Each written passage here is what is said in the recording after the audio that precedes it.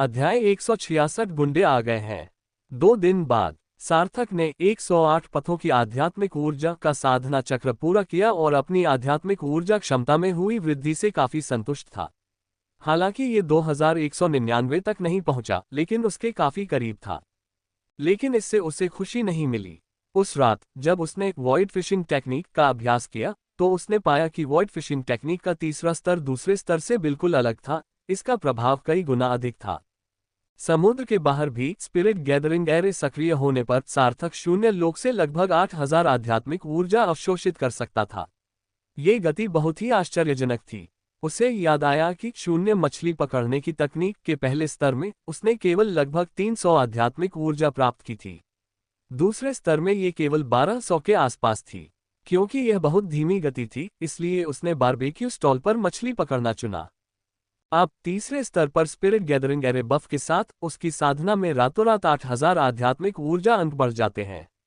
इस दर से वह केवल 3 या 4 महीनों में लाखों आध्यात्मिक ऊर्जा जमा कर सकता है, जिसका उपयोग वह अपनी साधना और विभिन्न युद्ध कौशलों के लिए कर सकता है। साधना पर्याप्त से अधिक है। एकमात्र समस्या कटौती के चौथे स्तर के साथ है। 10 मिलियन आध्यात्मिक ऊर्जा अंकों की कटौती लागत को पूरा करने में उसे 3 साल से अधिक समय लगेगा, भले ही वह हर रात लगन से अध्ययन करे। धिक्कार है, ये साधना तकनीक तो प्रभावशाली है, लेकिन इसमें बहुत अधिक आध्यात्मिक ऊर्जा खर्च होती है। चौथी परत का पता लगाना तो कोई समस्या नहीं है, लेकिन 5वीं परत का क्या होगा? पुकारें। अचानक सार्थक को अपने पीछे हवा की दिशा में बदलाव महसूस हुआ और उसने तुरंत स्पिरिचुअल एनर्जी सर्जिंग बॉडी को सक्रिय कर दिया। दरार आध्यात्मिक ऊर्जा के प्रचंड प्रवाह से शरीर चकनाचूर हो गया। एक खंजर सार्थक की त्वचा में थोड़ा सा घुस गया और थोड़ा सा खून बह निकला। सार्थक अवाक रह गया। रचित, तुम्हारा अप्रत्याशित रूप से प्रकट होना वाकई डरावना है। रचित ने सार्थक के घावों को देखा और हैरानी से दाव से पूछा, तुम्हारा शरीर फिर से इतना मजबूत कैसे हो गया? सार्थक ने अनभिज्ञता जताते हुए कहा, मैंने अपनी बिजली की शक्ति को निखारने का काम पूरा कर लिया है। देखो, अभी सिर्फ 2 दिन ही हुए हैं और तुम बिना अपनी पूरी शक्ति का प्रयोग किए ही मेरी त्वचा को भेद सकते हो। स्पष्ट है कि मेरा शरीर उतना मजबूत नहीं है जितना तुमने सोचा था। रचित हंसते हुए बोला, एक उच्च कोटि का महान मछुआरा भी मेरे सर्वोच्च प्रहार को नहीं रोक सका, लेकिन तुमने उसे अपने भौतिक शरीर से रोक दिया। क्या तुम इसे उतना शक्तिशाली नहीं मानते जितना मैंने सोचा था? आखिर तुमने इसे कितना शक्तिशाली समझा था? सार्थक ने हाथ हिलाते हुए कहा, इस बारे में बात न करें। जब आप इंटरमीडिएट ग्रेट एंगल के स्तर पर पहुंच जाएं, तब इसे आजमाएं। तब तक ये सिर्फ त्वचा को छेदने जितना आसान नहीं रहेगा। रचित को अब भी लग रहा था कि सार्थक कुछ और छुपा रहा है। उस दिन वह साधना करने पहाड़ की चोटी पर क्यों गया था? और संयोगवश ही उस पर बिजली क्यों गिरी? जरूर कुछ गड़बड़ थी। रचित ने पलक झपकाई, चलो प्रतियोगिता के लिए चलते हैं। एजियोर सी एरिना ने किसी को ये सूचित करने के लिए भेजा है कि उन्हें कुछ ऐसी टीमें मिल गई हैं जिनमें सभी खिलाड़ी इंटरमीडिएट ग्रेट एंगल स्तर के हैं, जो हमें 3 दिनों तक व्यस्त रखने के लिए पर्याप्त हैं। सार्थक, क्या प्रतिद्वंदी बहुत मजबूत है? रचित, हमारा लक्ष्य उच्च स्तरीय महान मछुआरा बनना है, हम मध्यवर्ती महान मछुआरे को तो खतरा भी नहीं मानते। ... एजियोर सी एरिना, ये जगह एक बार फिर बेहद लोकप्रिय हो गई है। जैसे ही लोगों को पता चला कि थग लेजेंड वापस आ रहा है, सारे टिकट बिक गए। बैककोट, सार्थक ने कई टीमों को देखा। जब इन टीमों ने सार्थक और उसके समूह को देखा तो उनकी आंखें चमक उठीं, वे उसी क्षण उनसे लड़ने के लिए उत्सुक हो गए। रिंकू ने सोचा, ऐसा लगता है जैसे ये लोग हमें खा जाना चाहते हैं।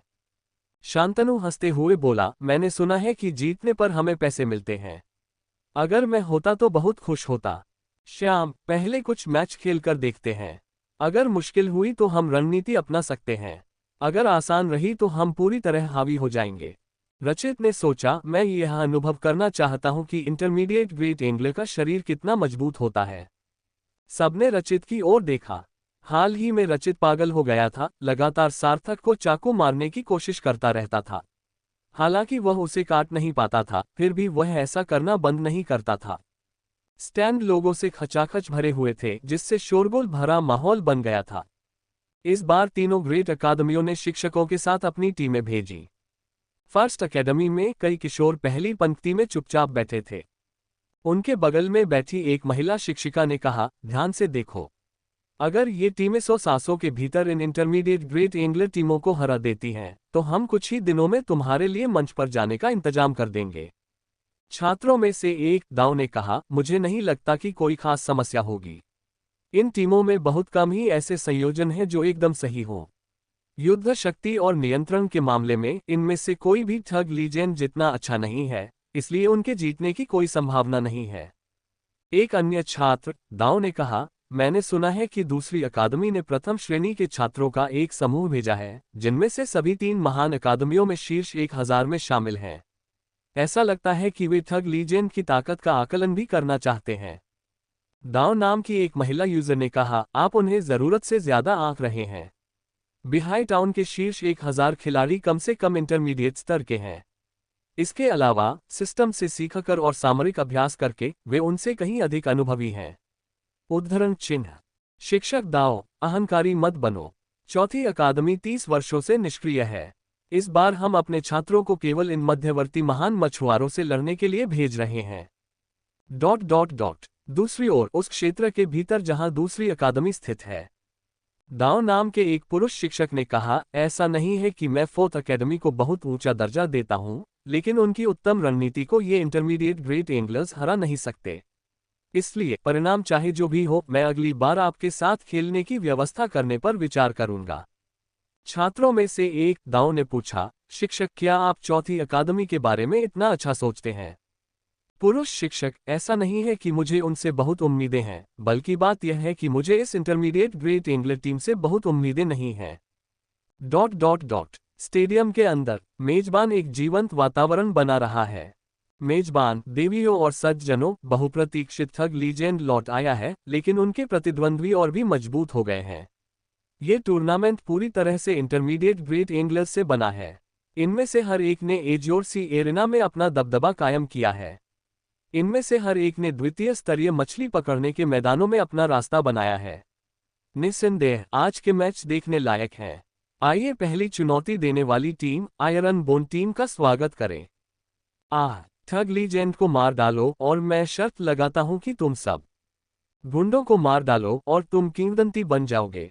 एरेना में मौजूद लगभग आधी भीड़ टीम ठग का समर्थन कर रही थी। ठग लेजेंड्स पर दांव लगाना अब बेकार था, जीतने की संभावना बहुत कम थी। दूसरी ओर इन टीमों पर दांव लगाने से जीतने की संभावना बहुत अधिक थी। अगर वे जीत जाते तो सभी के पैसे कई गुना बढ़ जाते। आयरन बोन टीम ने धीमी दहाड़ लगाई। कप्तान, कुछ ही क्षणों में दोनों शिकारी रचित को रोकेंगे, कवच मास्टर दुश्मन के कवच मास्टर को रोकेंगे और युद्ध आत्मा मास्टर को एंग्लर में मौजूद दुश्मन से तुरंत निपटना होगा।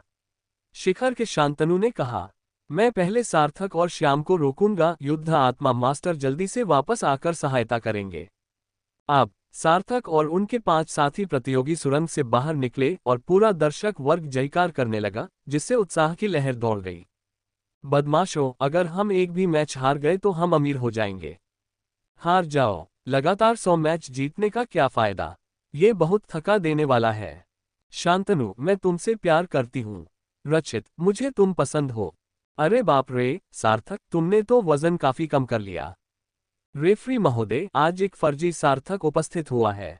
हम गहन जांच की मांग करते हैं। कई लोग ये देखकर हैरान रह गए कि सार्थक का वजन कम हो गया था। वह पहले से काफी पतला हो गया था और अब गोल मटोल नहीं रहा था। एक लड़की चिल्लाई, सार्थक, तुमने वजन कम करने के लिए कौन सा तरीका अपनाया? रिंकू की आंखों में आक्रोश भरा हुआ था। हाय, मैं बहुत दुखी और निराश हूं। सार्थक हंसते हुए बोला, तुम भी जाकर बिजली का झटका क्यों नहीं खा लेते? रिंकू ने उपहास उड़ाते हुए कहा, मैं मुसीबत मोल नहीं लेना चाहती। श्याम, सावधान रहना, उनका कप्तान बहुत शक्तिशाली है। उसके पास कंट्रोलर और वॉर सोल मास्टर दोनों ही श्रेणियां हैं, इसलिए उसे कम नहीं आंकना चाहिए। रचित ने अपने खंजर पर हाथ रखा और कहा, मैं उसका ख्याल रखूंगा। श्याम, यह इतना आसान नहीं हो सकता। वे दोनों शिकारी निश्चित रूप से तुम्हें ही निशाना बना रहे हैं। शांतनु ने हैरानी से कहा, ऐसा कैसे हो सकता है? तो उनका कप्तान एक साथ 2 लोगों से लड़ना चाहता है। सार्थक और तुमसे भी। क्या उसका दिमाग खराब हो गया है? श्याम, चलिए पहले इसे आजमा कर देखते हैं। होस्ट, दोनों टीमें अपनी अपनी जगह पर हैं। हालांकि अभी मैच शुरू नहीं हुआ है, लेकिन दोनों तरफ का माहौल बेहद जोशीला है। देखिए, टीम आयरनेबोन्स ने अपनी चाल चली है और फूट पड़ा है। वाह, थग लेजेंड हमेशा की तरह बेफिक्र हैं। तो चलिए देखते हैं कि क्या थग लेजेंड अपनी जीत का सिलसिला जारी रख पाएंगे। मैच शुरू होता है। विलय, कब्जा, रचित पल भर में गायब हो गया। इसके तुरंत बाद दुश्मन के इलाके के दाहिने हिस्से में हवाई युद्ध छिड़ गया, हर तरफ चिंगारियां उड़ने लगी। विरोधी के कवचधारी योद्धा ने पहले हमला किया और तलवारों की बौछार कर दी। यह कोई विशेष रूप से उन्नत युद्ध कौशल नहीं था, विरोधी के पास भी यह कौशल मौजूद था। रिंकू ने दांव पर हंसते हुए कहा, दिलचस्प। तलवारों की बौछार। एक पल में ऐसा लगा मानो सैकड़ों तलवारें हवा में टकरा रही हों, जिससे एक अराजक दृश्य उत्पन्न हो गया। इसी बीच विरोधी युद्ध आत्मा स्वामी ने आगे बढ़कर दर्जनों मीटर दूर तक अपने भाले से एक ठंडी चमक छोड़ी, जो सीधे शांतनु की ओर लक्षित थी। उग्र समुद्र की 7 लहरें। शांतनु ने जबरदस्ती विरोधी के भाले की रोशनी को चकनाचूर कर दिया। लेकिन तभी मेजबान ने कहा, हे भगवान, शांतनु ने तो महान एंग्ल का स्तर ही पार कर लिया है। हे भगवान, ये मुकाबला अब अप्रत्याशित हो गया है। हालांकि ऐसा लगता है कि टीम आयरनेबोन्स के कप्तान को 2 विरोधियों का सामना करना पड़ रहा है। वो सार्थक और श्याम के हमलों का सामना कैसे करेंगे? सार्थक, मैं जाकर स्थिति का जायजा लेता हूं। इतना कहते ही सार्थक आगे की ओर झपटा और अपनी दोनों तलवारें लहराने लगा, मानो वह लड़ाई शुरू करने ही वाला हो। श्रोता, सभी लोग अवाक रह गए। यह शायद अब तक का सबसे हिंसक स्पिरिट गैदरिंग मास्टर था जिसे उन्होंने कभी देखा था। उकसावा, सार्थक काफी तेज है। हालांकि वह जानता है कि दाओ आयरनेबोन टीम का कप्तान कंट्रोलर है, तो क्या हुआ अगर वह खुद कंट्रोलर है? श्याम भी कंट्रोलर है और श्याम मुझे नियंत्रित नहीं कर सकता। आयरन बोन टीम के कप्तान का चेहरा एकदम ठंडा पड़ गया। कीड़ों का विस्फोट। अचानक जमीन हिलने लगी और अनगिनत भरिंग प्रकट हुए। देखते ही देखते उन्होंने पूरी जमीन को ढक लिया। भन भन भन भन भन भन। सार्थक तुरंत चौंक गया। ये कंट्रोलर आखिर क्या है? अरे, ये तो मुशिशी है। कीटों का प्रकोप। श्याम के चेहरे के भाव में थोड़ा बदलाव आया। बेल को नष्ट करने की तकनीक। फिर दर्जनों लताएं जमीन से फूट निकली और पल भर में विशाल चाबुकों में बदल गईं, जो जमीन पर बेरहमी से प्रहार करने लगीं।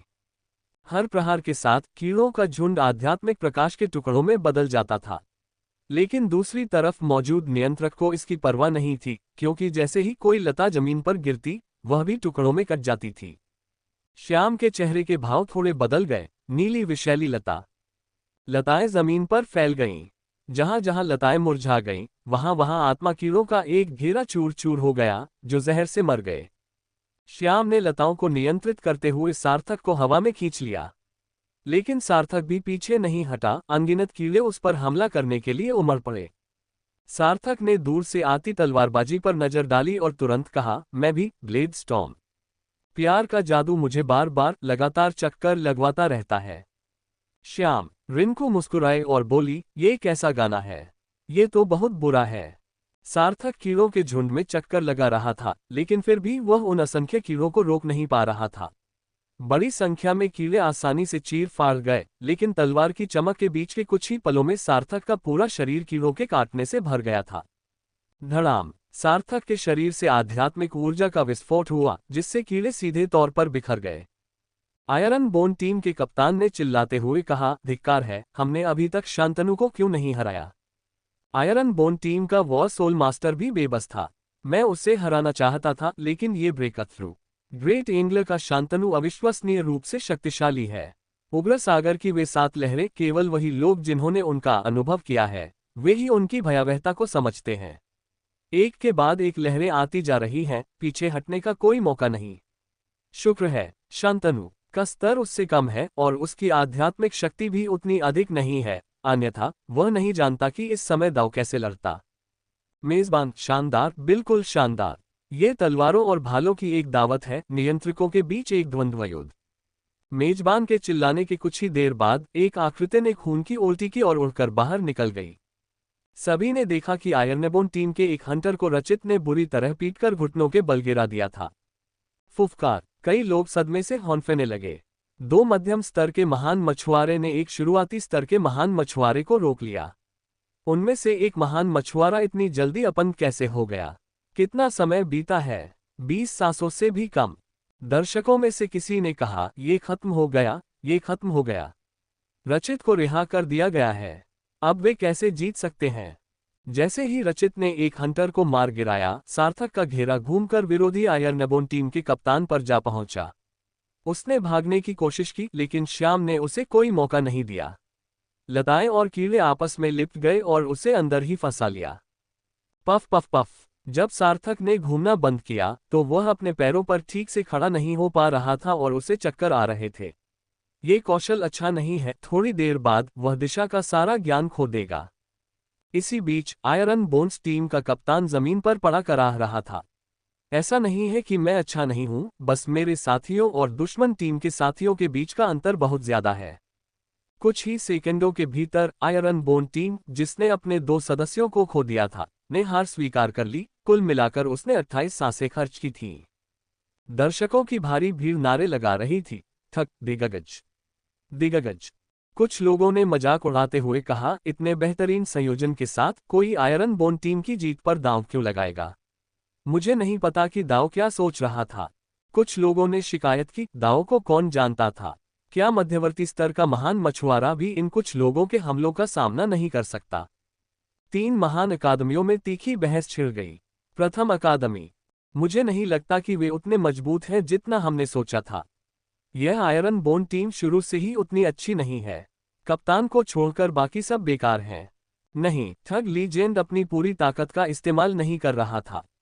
सार्थक को देखो, अगर यह जीवन मरण का द्वंद्व होता तो क्या वह इस तरह गोल गोल घूमता रहता? और वे कीड़े उसे काट भी नहीं सके, है ना? हालांकि ये सिद्ध किया जा सकता है कि श्याम की शक्ति उतनी महान नहीं है जितनी कल्पना की जाती है। प्रारंभिक अनुमान के अनुसार वह मध्यम स्तर की शक्ति में है। उसकी शक्ति इससे अधिक होना असंभव है। दूसरी अकादमी, हम आयरन बोन टीम के साथ उनकी ताकत का परीक्षण नहीं कर सकते। शिक्षक जी, क्या हमें एक टीम को मुकाबले के लिए भेजना चाहिए? शिक्षक ने सिर हिलाते हुए कहा, हमें किसे तैनात करना चाहिए? 1000 से ऊपर रैंक वाले तो इनका मुकाबला नहीं कर पाएंगे। ज्यादा से ज्यादा तुम और वे बराबरी के ही हैं, जब तक कि तुम अभी हस्तक्षेप न करो। ये सच है, थर्ड एकेडमी को जाने दो। उन्हें हमेशा सुर्खियों में रहना पसंद होता है। ... तीसरी अकादमी, शिक्षक, मैं तुमसे कह रहा हूं, फर्स्ट एकेडमी और सेकंड एकेडमी को आपस में खेलने दो, हम भाग नहीं लेंगे। एक छात्र ने पूछा, शिक्षक, हम स्कूल के सबसे प्रतिभाशाली छात्रों को क्यों नहीं बुला लेते? शिक्षक, कोई जरूरत नहीं, मुझे यकीन है कि जो भी पहले जाएगा वही सबसे पहले हारेगा। ... इसके बाद हम आयरन बोन टीम के अनुभव से सीखेंगे और उनकी खूबियों की तुलना करेंगे। ठग लीजेंड ने उन सभी को कुचल दिया। पहले दिन उन्होंने सभी 10 लड़ाइयां जीती और औसतन 32 सांसों का समय लिया। अगले दिन उन्होंने सभी 10 लड़ाइयां जीत ली और औसतन 40 सांसों का समय लिया। तीसरे दिन उन्होंने सभी 10 लड़ाइयां जीत ली, प्रति लड़ाई औसतन 50 सांसें ली। ... कहा जाता है कि इसी दिन उच्च स्तरीय महान मछुआरे दल को जुटा लिया गया था। सार्थक और उसके साथियों ने अंततः असली युद्ध देखा। लेकिन सभी को आश्चर्य हुआ जब वे एजियोर सी एरेना पहुंचे तो उन्होंने देखा कि उनकी उम्र के केवल 5 किशोर ही उनकी ओर आ रहे थे। ठग लीजेंड, क्या आप लोगों को लगता है कि 50 गेम जीतना आसान था? श्याम, तुम कौन हो? लड़कों के नेता शियाओ दाओ ने कहा, फर्स्ट एकेडमी के यांग शियाओ, आज तुम्हारा पहला मुकाबला हमसे होगा, एक और बेहतरीन जोड़ी। मुझे उम्मीद है कि तुम अपनी ताकत दिखा पाओगे। अगर तुम कुछ दिन पहले जैसे ही रहे तो हार स्वीकार करने के लिए तैयार रहो। शांतनु ने उस लड़के को नजरअंदाज कर दिया और इसके बजाय अपने समूह की एक लड़की दाव से बात की, हे लड़की, क्या हम एक दूसरे को जान लें? कैसा रहेगा अगर मैं आज रात तुम्हें गर्मागर्म खाना खिलाने ले जाऊं? लड़की ने शांतनु को घूर कर देखा और ताना मारते हुए कहा, अगर तुम मुझे हरा सकते हो तो। रचित ने आंखें घुमाई, शांतनु, क्या तुम खुद को शर्मिंदा करना बंद कर सकते हो? रिंकू ने बुदबुदाते हुए कहा, दूसरा पक्ष काफी शक्तिशाली प्रतीत होता है। यांग शियाओ के होंठ फड़फड़ाए, क्या तुम मेरी बात सुन भी रहे हो? श्याम, ठीक है, जैसी आपकी इच्छा। यांग शियाओ के पीछे खड़े एक छात्र ने हंसते हुए कहा, चौथी अकादमी, बस देखते रहो। क्या तुम्हें सच में लगता है कि एजियोर सी एरेना सुनसान है? सार्थक ने रचित की ओर देखा, क्या वह हमें उकसा रहा है? रचित ने सिर हिलाया, ऐसा लगता है। क्यों न हम पहले उसे बाहर ले जाएं? यांग शियाओ और अन्य... पिछला हिस्सा, वीआईपी बॉक्स। अपने हाथ में मौजूद दस्तावेजों की समीक्षा करने के बाद श्याम ने शांत भाव से कहा, इस बार हम पूरी ताकत लगा देंगे। शांतनु थोड़ा अचंभित हुआ, क्या यह अनावश्यक नहीं है? मुझे उनकी ताकत का अंदाजा नहीं था। श्याम, पहले 50 मैचों में हमने एक भी अच्छा मैच साथ में नहीं खेला। अगर हम इसी तरह खेलते रहे तो हमारे लिए कोई फायदा नहीं है। रचित ने अपनी कटार लहराते हुए कहा, ठीक है, अगर हम यह मैच जीत जाते हैं तो आगे और भी अधिक कुशल प्रतिद्वंद्वी सामने आएंगे। मैदान पर फर्स्ट एकेडमी की टीम पहले ही मंच पर आ चुकी थी और बाहर मौजूद भीड़ बेकाबू हो रही थी। इसकी वजह यह थी कि टीम ने खुद को एक बेहद घमंडी नाम दिया था, द एक्सटर्मिनेटेड टीम। दोनों टीमें मैदान पर खड़ी थीं और मेजबान ने कहा, Yang Jiyo intermediate great angler alien soul first beast electric jellyfish spirit gathering master. हुकेरेन दूसरी तरफ की इकलौती लड़की प्राथमिक ग्रेट एंगलर पीक बहिष्कृत आत्मा जानवर फ्रॉस्ट टर्टल युद्ध आत्मा master. Liu Abai elementary great angler peak armour master the outcast soul beast wolf crab. Sun Feiyu intermediate great angler hunter alien soul beast phantom jellyfish. Lin Miao elementary great angler controller sea vine. ध्यान दें कि यह एक असामान्य आध्यात्मिक पौधा है। अपनी अत्यधिक मजबूती के मामले में यह शायद ब्लू कार्निवोरस प्लांट से भी अधिक लचीला है। शांतनु मुस्कुराया और बोला, वह छोटी लड़की वह सोल मास्टर है। दिलचस्प। रिंकू, वे काफी मजबूत हैं। विरोधी टीम के पास भी हर तरह के खिलाड़ी हैं और वे सभी सोल बीस्ट हैं। रचित ने घमंड से कहा, ऐसे बहुत से लोग हैं जिनके पास आत्मा का सार है, लेकिन कितने लोग प्रतिभाशाली हैं। सार्थक ने दृढ़ता से कहा, यांग शियाओ को मेरे भरोसे छोड़ दो। नियंत्रक से नियंत्रक कोई समस्या नहीं है ना? सार्थक ने श्याम की ओर देखा। वह हल्का सा मुस्कुराया। पहले 50 मैचों में श्याम का कोई नामोनिशान नहीं था, लेकिन अब जब वह अपना जलवा दिखाने वाला था तो उसे ऐसा दिखाना भी था कि वह जलवा दिखाने वाला है। श्याम, कोई बात नहीं, लेकिन अगर कुछ गड़बड़ हुई तो मैं तुम्हें जबरदस्ती वापस ले आऊंगा। उस पल दर्शकों में मौजूद हर किसी ने गौर किया कि थग लेजेंड में कुछ बदलाव आ गया था। वे ठीक से यह नहीं बता पा रहे थे कि क्या बदल गया था, लेकिन कुछ तो अलग सा महसूस हो रहा था। मेजबान, प्रतियोगिता शुरू होती है। अध्याय 168 असली गुंडे। विलय। इस बार दर्शकों को यह देखकर आश्चर्य हुआ कि थग लेजेंड ने हमला करने की पहल नहीं की, बल्कि वह वहीं खड़ा रहा। किसी ने टिप्पणी की, ये सभी प्रतिभाशाली हैं, ये दिलचस्प होने वाला है। किसी ने बीच में कहा, बिल्कुल सही, विरोधी टीम की बल्लेबाजी पंक्ति निश्चित रूप से खराब नहीं है। किसी ने टिप्पणी की, मैंने तो एक्सटर्मिनेटेड टीम पर पहले ही दांव लगा दिया है। चूंकि उन्होंने आने की हिम्मत की है तो वे पूरी तैयारी के साथ आए होंगे। क्या आप यांग शियाओ को जानते हैं? वह सोल बीस्ट है, इलेक्ट्रिक जेलीफिश। अफवाह है कि वह शीर्ष 100 में जगह बनाने वाला एक प्रतिभाशाली व्यक्ति है। मैं हुकेरिन को भी जानता हूं। वह एक फ्रॉस्टफायर टर्टल है। वह युद्ध के दौरान फ्रॉस्टफायर छोड़ सकती है, जिससे लोग बर्फ के टुकड़ों में जम सकते हैं। 3 महान अकादमियों में एक सीट। फर्स्ट एकेडमी में शिक्षक के बगल में केवल एक लड़का उदासीन भाव से बैठा था। शिक्षक, कैसा रहा? लड़के ने कहा, इतना अच्छा नहीं। हम यांग शियाओ को नहीं हरा सकते। चौथी अकादमी को आगे बढ़ने का कोई अधिकार नहीं है। ... अमृता और कुछ अन्य लोग भी भीड़ में मौजूद थे। अमृता को दाव की चिंता सता रही थी, क्या वे जीत पाएंगे? यांग शियाओ और उसकी टीम बहुत मजबूत है। वांग बयू का चेहरा गंभीर था। यांग शियाओ बिहाई कस्बे में है। 3 महान अकादमियों में उसका स्थान 907वां है, जो बहुत मजबूत है। उद्धरण चिन्ह। अमृता ने बड़ी मुश्किल से अपनी बात कही। हुकेरिन मेरी सीनियर हैं। मैंने उन्हें लड़ते हुए देखा है, वह लोगों को बर्फ के टुकड़ों में जमा देती हैं। ... मैदान पर लिन मियाओ ने पहला वार किया, अपना हाथ जमीन पर दबाया, जिससे जमीन टूट गई। नीली लताएं सांपों की तरह तेजी से निकली। सैकड़ों लताएं पलक झपकते ही धरती से फूट पड़ी। 5 प्रतिद्वंद्वी लताओं में उलझ गए, जिससे उनका भागना बुरी तरह से बाधित हो गया। लियू अबाय, उड़ती मछली, चाकू पकड़ो। लेकिन तभी हंटर के हाथ में मौजूद खंजर बिजली की तरह निकला और सीधे रचित की ओर निशाना साधा। रचित ने बस अपना सिर झुकाकर वार से खुद को बचा लिया। रचित ने चिढ़कर कहा, उकसावा। हाँ, शैडो किल। रचित ने पहली चाल चली, पलक झपकते ही वह अपनी जगह से गायब हो गया और पल भर में सुन फेयू के सामने चांदी जैसी सफेद रोशनी की एक किरण प्रकट हुई। सुन फेयू के चेहरे के भाव एकदम बदल गए, इतनी जल्दी? कवच। लियू अबाई ने तुरंत प्रतिक्रिया दी और सन फेयू के सामने तुरंत एक ढाल प्रकट हो गई। काटना। केवल ढाल में बना एक छेद ही दिखाई दे रहा था। सुन फेयू ने अपने 2 खंजरों से वार को रोका और जमीन पर 4-5 मीटर पीछे की ओर खिसक गया। रचित लताओं में गायब हो गया और लिन मियाओ के चेहरे के भाव थोड़े बदल गए। नहीं, यह एक परछाई है। उद्धरण चिन्ह।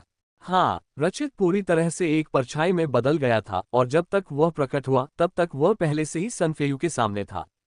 Shadow blade. सभी दिशाओं से परछाइयां गुजरी, लेकिन सन फेयू का शरीर आर पार हो गया। फुफकार। इतना मजबूत। सन फेयू तो बस हमें उकसा रहा था और अब वो घुटने टेक रहा है। सार्थक, इसे पीछे खींचो। शियाओ खुआंगकुंग, कोई तुम्हारे सामने ही कवच के डिब्बे से छेड़छाड़ कर रहा है।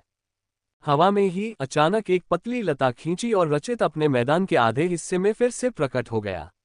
इसी बीच सन फेयू, जिसे अभी अभी चोट लगी थी, धुंधली आकृति में हवा में फिर से प्रकट हुआ। सन फेयू का चेहरा गंभीर था। उसका इरादा रचित को उकसाने का था, लेकिन उसने उसकी ताकत को कमाका था।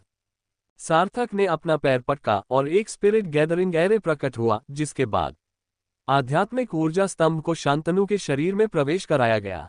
शांतनु मुस्कुराया, कितना जंगली, कितना जंगली। छप छप। घटनास्थल पर अखाड़े का आधा हिस्सा अचानक उग्र लहरों के एक प्रेत के रूप में प्रकट हुआ, जो प्रथम अकादमी की ओर तेजी से बढ़ने लगी। दर्शक अपनी सांसें थाम चुके थे। उन्होंने पहले कभी ठग लेजेंड को इतनी ताकत का प्रदर्शन करते नहीं देखा था। शांतनु लहर के ऊपर खड़ा था, उसकी लंबी छड़ी शून्य क्षेत्र को भेद रही थी। परिणामस्वरूप उत्पन्न ध्वनि विस्फोट पूरे अखाड़े में गूंज उठा। हु केरेन का चेहरा गंभीर हो गया और वह चिल्लाए, फ्रॉस्टी फ्लेम टाइप। उसके बगल में सहायता कर रहे लियू अबाई ने कवच के बक्से पर थप्पड़ मारा और दर्जनों अजीबोगरीब तराजू प्रकट हुए, जो हु केरेन की सहायता करने के लिए प्रतीत होते थे। रिंकू ने दांव पर चिल्लाते हुए कहा, अरे क्या तुम्हें लगता है कि मेरा कोई अस्तित्व ही नहीं है? चलो मैं तुम्हें दिखाता हूं कि बख्तरबंद सैनिक क्या होते हैं। टकराना। रिंकू ने अपने कवच से जमीन पर जोरदार प्रहार किया, जिससे एक चाकू हवा में उड़ गया। पलक झपकते ही वह लियू अबाई से 10 मीटर से भी अधिक दूर जा गिरा। जहां जहां चाकू गया, जमीन फट गई और उसके साथ कंकड़ उड़ने लगे।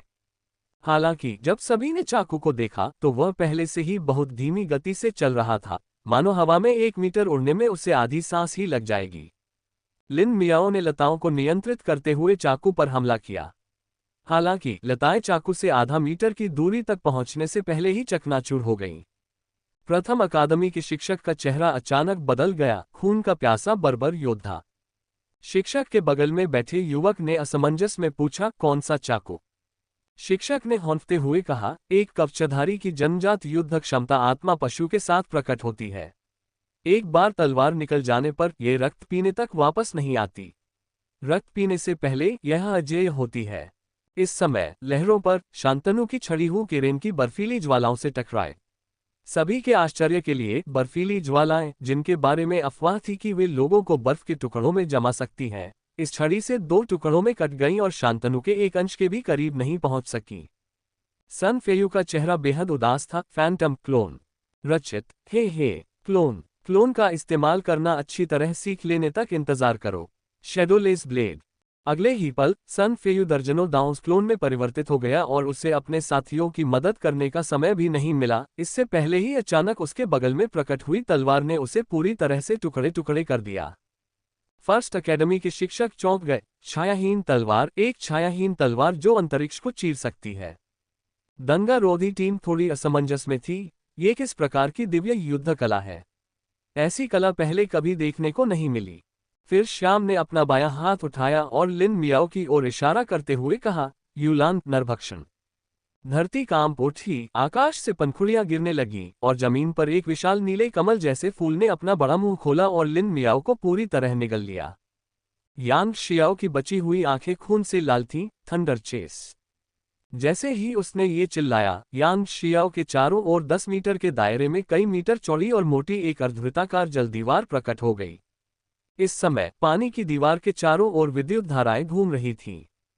सार्थक आगे बढ़ा, एक कदम पानी की दीवार में पड़ा, जिससे बिजली की कड़कड़ाहट उसके ऊपर से गुजरी। फिर वह दीवार से बाहर निकला, उसकी उंगलियों में बिजली की कड़कड़ाहट हो रही थी। ये तो मजाक है। एक बिजली से चलने वाली जेलीफिश असली 9 स्वर्गों की गड़गड़ाहट से कैसे तुलना कर सकती है? यांग शियाओ, जो बिना किसी सुरक्षा के एक साधारण स्पिरिट गैदरिंग मास्टर था, उसे सार्थक के सामने किसी भी कौशल की आवश्यकता नहीं थी, उसने बस अपनी दोहरी तलवारें चला दी। टकराना हु केरेन ने खून की उल्टी की, लेकिन वह उड़ नहीं पाई, बल्कि उसके शरीर में छेद हो गया। एक छड़ी उसके पेट में घुस गई और उसे जमीन पर जकड़ दिया।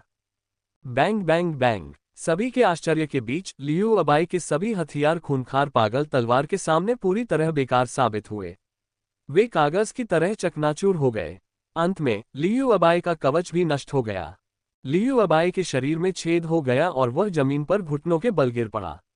ये कल्पना करना भी असंभव था कि उसमें इतनी भयानक विनाशकारी शक्ति रही होगी। सन फेयू ने अनगिनत क्लोन प्रकट किए, लेकिन जैसे ही कोई क्लोन प्रकट होता, उस पर तुरंत हमला हो जाता। कुछ ही पलों में वह खून से लथपथ हो गया, बचने का कोई रास्ता नहीं था, बिल्कुल भी नहीं। यांग शियाओ के कंधों में 2 चाकू धंसे हुए थे। सार्थक उसके सामने मुस्कुराता खड़ा था। उसने सोचा था कि कप्तान होने के नाते यांग शियाओ के पास विशेष क्षमताएं होंगी, लेकिन ऐसा नहीं था। सार्थक का लड़ने का जोश पल भर में गायब हो गया। 50,000 लोगों की क्षमता वाला एजोर सी एरिना अब पूरी तरह से शांत है। रचित ने अपनी तलवार म्यान में डाल ली। सुन फेयू आकाश से नीचे गिर पड़ी, बिना किसी की देखरेख के खून से लथपथ होकर जमीन पर जोर से जा गिरी। हु केरेन को जमीन पर कीलों से ठोक दिया गया था। लियू अबाई जमीन पर घुटने टेक कर बैठ गया, अपने घाव को पकड़े हुए और जोर जोर से हौंफ रहा था। लिन मियाओ पहले ही बेहोश हो चुकी थी। यांग शियाओ पीठ के बल जमीन पर लेटा हुआ था। सार्थक के हाथों में बिजली की चिंगारियां कड़क रही थीं, लेकिन इससे उसकी हरकतों में जरा भी रुकावट नहीं आई। उसने बड़ी आसानी से अपनी दोनों तलवारें निकाली और सहज भाव से उन पर लगे खून को पोंछ दिया। उसी क्षण थग लीजेंड के 5 सदस्यों ने एरिना में मौजूद दर्शकों की ओर देखा। ताली बजाओ, ताली बजाओ, ताली बजाओ। आओ, गुंडे गुंडे गुंडे। महान महान महान। अजेय अजेय। विशाल अखाड़ा एक बार फिर बेकाबू हो गया, जहां अनगिनत लोग अपनी पूरी ताकत से चिल्ला रहे थे। 3 महान अकादमियां। सभी शिक्षक और छात्र खड़े हो गए। खासकर थर्ड अकेडमी के वो शिक्षक जिन्होंने पहले कहा था कि वे उन्हें नहीं मारेंगे, अब बुरी तरह घबरा गए थे। शुक्र है कि उन्होंने नहीं मारा। ये किस तरह के राक्षस हैं? और ये 5 प्राथमिक विद्यालय के छात्र हैं। महान मछुआरा। ये 5 शिखर के महान मछुआरे हैं, है ना? दूसरी अकादमी के छात्रों ने बड़ी मुश्किल से अपनी घबराहट को काबू किया। हालांकि उन्होंने तुरंत ही पहली अकादमी की ओर प्रसन्नता भरी निगाहों से देखा। फर्स्ट अकेडमी के शिक्षक ने मुट्ठी भींचते हुए कहा, बहुत मजबूत। शीर्ष 100 के बराबर। क्या फोर्थ अकेडमी शुरू से ही इतनी मजबूत है? फर्स्ट अकेडमी के उस एकांतप्रिय छात्र के चेहरे पर गंभीर भाव थे। दूसरी श्रेणी के खिलाड़ी उन्हें रोक नहीं सकते। मैं स्वयं 100वें मैच के लिए मैदान में उतरूंगा। टीम के सदस्यों का शीर्ष 100 में होना अनिवार्य है और बेहतर होगा कि वे शीर्ष 50 में हों। अमृता और बाकी सब लोग पूरी तरह से अचंभित रह गए। समूह ने गहरी सांस ली। उन्हें श्याम के शब्द याद आए और उन्हें रचित का पहले का बयान भी याद आया, हम लोग अंदर नहीं जा सकते। अध्याय 169। हम वापस आ गए हैं। एक प्रतियोगिता ने अनगिनत लोगों के आत्मविश्वास को चकनाचूर कर दिया। मेजबान हकलाते हुए बोला, यह अविश्वसनीय है, बिल्कुल अविश्वसनीय। श्याम ने आगे बढ़कर उस जगह की ओर देखा जहां तीनों महान अकादमियां बैठी थीं। आज ठग अकादमी तीनों महान अकादमियों को चुनौती देती है। हम एंग्लर से नीचे के सभी समूहों की चुनौतियों को स्वीकार करते हैं। साथ ही हम पूरे बिहाई शहर में एंग्लर से नीचे के सभी शक्तिशाली व्यक्तियों की चुनौतियों को भी स्वीकार करते हैं और हम लड़ेंगे, पीछे नहीं हटेंगे। सार्थक ने आगे बढ़कर कहा, जो भी टीम हमारी ठग लीजेंड टीम को हराएगी, उसे मैं व्यक्तिगत रूप से 10,000 मध्यम श्रेणी के मोती दूंगा। फुफकार। इस समय यांग शियाओ की टीम की तथाकथित बुराई विरोधी टीम का जिक्र किसी ने नहीं किया। लड़ाई देख रहे सभी लोग गहरे सदमे में थे। उनका खून खौल रहा था। बाओ जिन ने अपना सीना पकड़ लिया, उसकी आंखें दहशत से चौड़ी हो गईं और वह तेजी से चिल्लाया, वे वापस आ गए हैं। वे सचमुच वापस आ गए हैं। वह प्रसिद्ध अकादमी वापस आ गई है। मौके पर पहुंचकर जिन टीमों ने पहले भाग लेने की सहमति दी थी, वे एक एक करके पीछे हट गईं। अगर वे अब पीछे नहीं हटती, तो कब हटती? लड़ने का क्या फायदा? क्या वे जीत भी सकती थीं? ये 5 बच्चे नहीं थे, ये 5 गुंडे थे। खूनखार, हिंसक, बेरहम हत्यारे। 10,000 मध्यम श्रेणी के मोती। क्या वे उन्हें हासिल भी कर सकती थीं? कोई बेवकूफ नहीं होता। इंटरमीडिएट ग्रेट एंगलर ग्रुप के सभी सदस्य अपना नाम वापस ले चुके हैं। वे अब नहीं खेलेंगे, चाहे वह फ्री ड्रॉ ही क्यों न हो। जब आपको पता है कि आप जीत ही नहीं सकते, तो खेलने का क्या फायदा? लेकिन उच्च स्तरीय महान मछुआरे और यहां तक कि शिखर के दिग्गज मछुआरे भी उत्साहित हो गए। उन्होंने सोचा कि वे भी इसे आजमा सकते हैं, भले ही यह कमजोरों को धमकाने जैसा लगे, क्योंकि इसमें पैसा कमाया जा सकता था। परिणामस्वरूप पंजीकरण क्षेत्र लोगों से खचाखच भर गया। फिर बाओ जिन पंजीकरण क्षेत्र की ओर दौड़ा और दांव पर चिल्लाया, सब लोग मेरी बात सुनो, आने से पहले टीमें बना लो। अगर तुम में काबिलियत नहीं है तो पंजीकरण मत कराओ। हमें सिर्फ मजबूत लोग चाहिए, समझे? सिर्फ मजबूत लोग। फर्स्ट एकेडमी के उस लड़के की आंखें बर्फीली थीं। क्या यह उकसावा था? प्रत्येक व्यक्ति के लिए 10,000 मध्यम श्रेणी के मोती, कितना उदार प्रस्ताव। लड़के ने अपने बगल में बैठे शिक्षक से कहा, मैं वापस जाकर खिलाड़ियों का चयन करूंगा। मैं उनकी 100 मैचों की जीत की श्रृंखला के आखिरी मैच में खेलूंगा। ... इस अखाड़े के एक कोने में 3 नकाबपोश आदमी चुपके से घूम रहे थे। विनीता, बूढ़ी बाई, क्या ये बच्चे कुछ ज्यादा ही आगे नहीं बढ़ रहे हैं? वंश ने दाव पर हंसते हुए कहा, ये तो शक्ति का प्रदर्शन है। अगर कोई शक्तिशाली तो है, लेकिन दूसरों को पता ही न हो, तो उसकी शक्ति का क्या फायदा? बूढ़े बाई ने सिर हिलाते हुए कहा, बिल्कुल सही। श्याम और सार्थक की बातों ने बहुत से लोगों को भड़का दिया है। अब उन्हें हर मुकाबले में सावधान रहना होगा। यह अब बराबरी वालों की प्रतियोगिता नहीं रही, यह उच्च स्तर के खिलाड़ियों की प्रतियोगिता है। आखिरी कुछ मैच तो निश्चित रूप से पीक ग्रैंड एंगलर की जोड़ियां होंगी। विनीता, पीक ग्रैंड एंगलर, उन्हें उनसे मुकाबला करने में बहुत मुश्किल होगी। वंश मुस्कुराया, जरूरी नहीं। ये बच्चे ताकतवर हैं। मुझे पूरा यकीन है कि अगर वे अपनी जान बचाने वाली युद्ध कला का इस्तेमाल करें तो एक एंगलर को हरा सकते हैं। यहां तक कि सबसे कुशल एंगलर भी एक आम एंगलर से कहीं ज्यादा ताकतवर होता है। ओल्ड मैन बाइक, शीर्ष 100 किशोर जल्द ही उभर कर सामने आने वाले हैं। ये आखिरी 50 मुकाबले उनके लिए युद्ध का अनुभव हासिल करने का सुनहरा मौका है। वंश, जब तुम वापस जाओ तो उनसे कहना कि वे अपनी युद्ध शक्ति का केवल 70% ही उपयोग करें, जब तक कि उनका सामना किसी ऐसे प्रतिद्वंद्वी से न हो जिसे वे हरा न सकें। वंश हैरान था, 70%? एडवांस लेवल पर खेल रहे हो? बूढ़े बाई ने हंसते हुए कहा, आप जितना अधिक खुद को अपनी सीमा तक धकेलेंगे, प्रशिक्षण का प्रभाव उतना ही बेहतर होगा। ... बिहाई कस्बे में ये खबर फैल गई। चौथी अकादमी ने प्रसिद्धि हासिल कर ली थी। 5 किशोरों ने पूरे बिहाई कस्बे के खिलाफ युद्ध छेड़ दिया। वे एंगलर से भी ज्यादा ताकतवर थे। जैसे जैसे अमृता चलती गई, उसने रास्ते भर लोगों को इसके बारे में बात करते सुना। वांग बयू ने व्यंग्यात्मक मुस्कान के साथ कहा, मैं पहले तनवीर को हमारे तियानशुई गांव का सबसे प्रतिभाशाली व्यक्ति मानती थी। आखिर उसे स्वर्गदूतों ने चुना था और सीधे शहर में लाया था। लेकिन अब मुझे थोड़ा संदेह है कि सार्थक वास्तव में तनवीर द्वारा दिए गए संसाधनों के कारण ही आज इस मुकाम तक पहुंचा है। शिया वुशुंग ने उपहास उड़ाते हुए कहा, बिल्कुल बकवास। जरा सोचो, किन संसाधनों ने तुम्हें इतना शक्तिशाली बनाया? अभी तो बहुत कम समय बीता है। हमें बिहाई टाउन में आए 1 साल से भी कम समय हुआ है, और सार्थक को बिहाई टाउन में आए 2 महीने से भी कम समय हुआ है, और उसने पहले ही पीक ग्रैंड एंगलर पर युद्ध की घोषणा कर दी है। अमृता ने अचानक गहरी सांस ली। दाओ, मैंने अपना मन बना लिया है। सब लोग। अमृता, मैं शिकारी का पेशा चुनती हूँ। सब लोग। शियांगनान, अरे छोटी मछली, परेशान मत हो। वह रचित इसलिए है क्योंकि सोल बीस्ट एक शैडो श्रिम्प है। तुम्हारा रेड स्पैरो वह सोल मास्टर के लिए ज्यादा उपयुक्त है।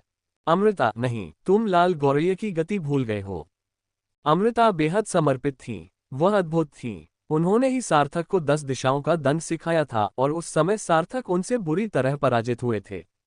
अभी अगर सार्थक बस वहीं खड़ा रहता और उसे वार करने देता, तो भी वह उसे खरोंच तक नहीं लगा सकती थी। वह यांग शियाओ की इलेक्ट्रिक जेलीफिश की ताकत को अच्छी तरह जानती थी। फिर भी सार्थक ने उसे अनदेखा कर दिया। और वह शांतनु, जो बेहद शक्तिशाली है, क्या वह एक युद्ध आत्मा स्वामी होने के नाते उन दोनों से अधिक शक्तिशाली हो सकती है? अमृता जानती थी कि यह असंभव है, लेकिन उसके पास एक शिकारी की प्रतिभा थी। रेड स्पैरो तारांकन, शरीर को मजबूत करने वाले अंशों के 108 अध्याय तारांकन। अब पीछे मुड़कर देखें तो शरीर को मजबूत बनाने की यह तकनीक शारीरिक शक्ति और फुर्ती बढ़ा सकती थी। रेड स्पैरो के साथ मिलकर हंटर वॉर सोल मास्टर से भी श्रेष्ठ प्रतीत होता है। ... आज के मैच स्थगित कर दिए गए हैं। एजियोर सी एरिना ने एक आपातकालीन सूचना जारी की है, जिसमें इंग्लिश स्तर से नीचे के शीर्ष स्तर के लड़ाकों को खोजने के लिए बड़ी रकम की पेशकश की गई है। उन्हें इंटरमीडिएट ग्रेट एंगलर्स बिल्कुल नहीं चाहिए। उन्हें कम से कम उच्च स्तर के ग्रेट एंगलर्स चाहिए, और विशेष रूप से soul beasts. Dragon fresh fish hot pot shop. Rinku ने बड़े चाव से खाना खाया। मुझे घुटन हो रही है। मैंने सोचा था कि यह कुछ खास होगा। उन्होंने तो हमसे पूरी तरह से खाने को कहा था। शांतनु दुविधा में था, क्या मुझे उस लड़की से माफी मांगनी चाहिए? एक लड़की वॉर सोल मास्टर क्यों बनना चाहेगी? नहीं नहीं, क्या बाद में कोई मेरे साथ प्रथम अकादमी में आएगा?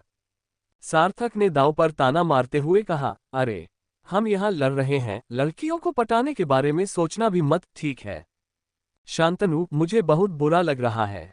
सार्थक ने दाव को आंख मारते हुए कहा, जब हम लगातार 100 जीत हासिल कर लेंगे तब मैं तुम्हारे साथ चलूंगा।